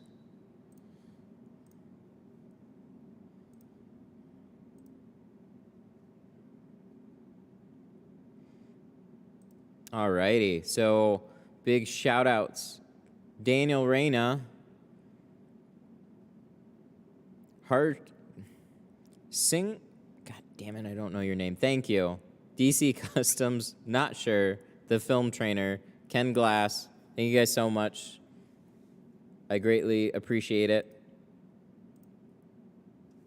Just got here. Problems with the back glass or not? No issues on this one. This I don't think was the one with the module, but we protected it like it was. So everything started up. Everything's good. No issues with anything on it. That's been my experience with most C300s. I just haven't. I don't think I've gotten the new ones with that module. So I'd still tint it. I would definitely make sure I do whatever I could to protect it. So all good on that. So thank you guys so much for hanging out. I think we'll have a stream tomorrow. I have something lined up for tomorrow, and everything seems to be working, so this is cool. I probably have to figure out the outlet arrangement around here, though. I think the fog machines probably blew a circuit with all the lights. So, thank you, my dudes. Y'all have a good one. Probably see you tomorrow. Bye.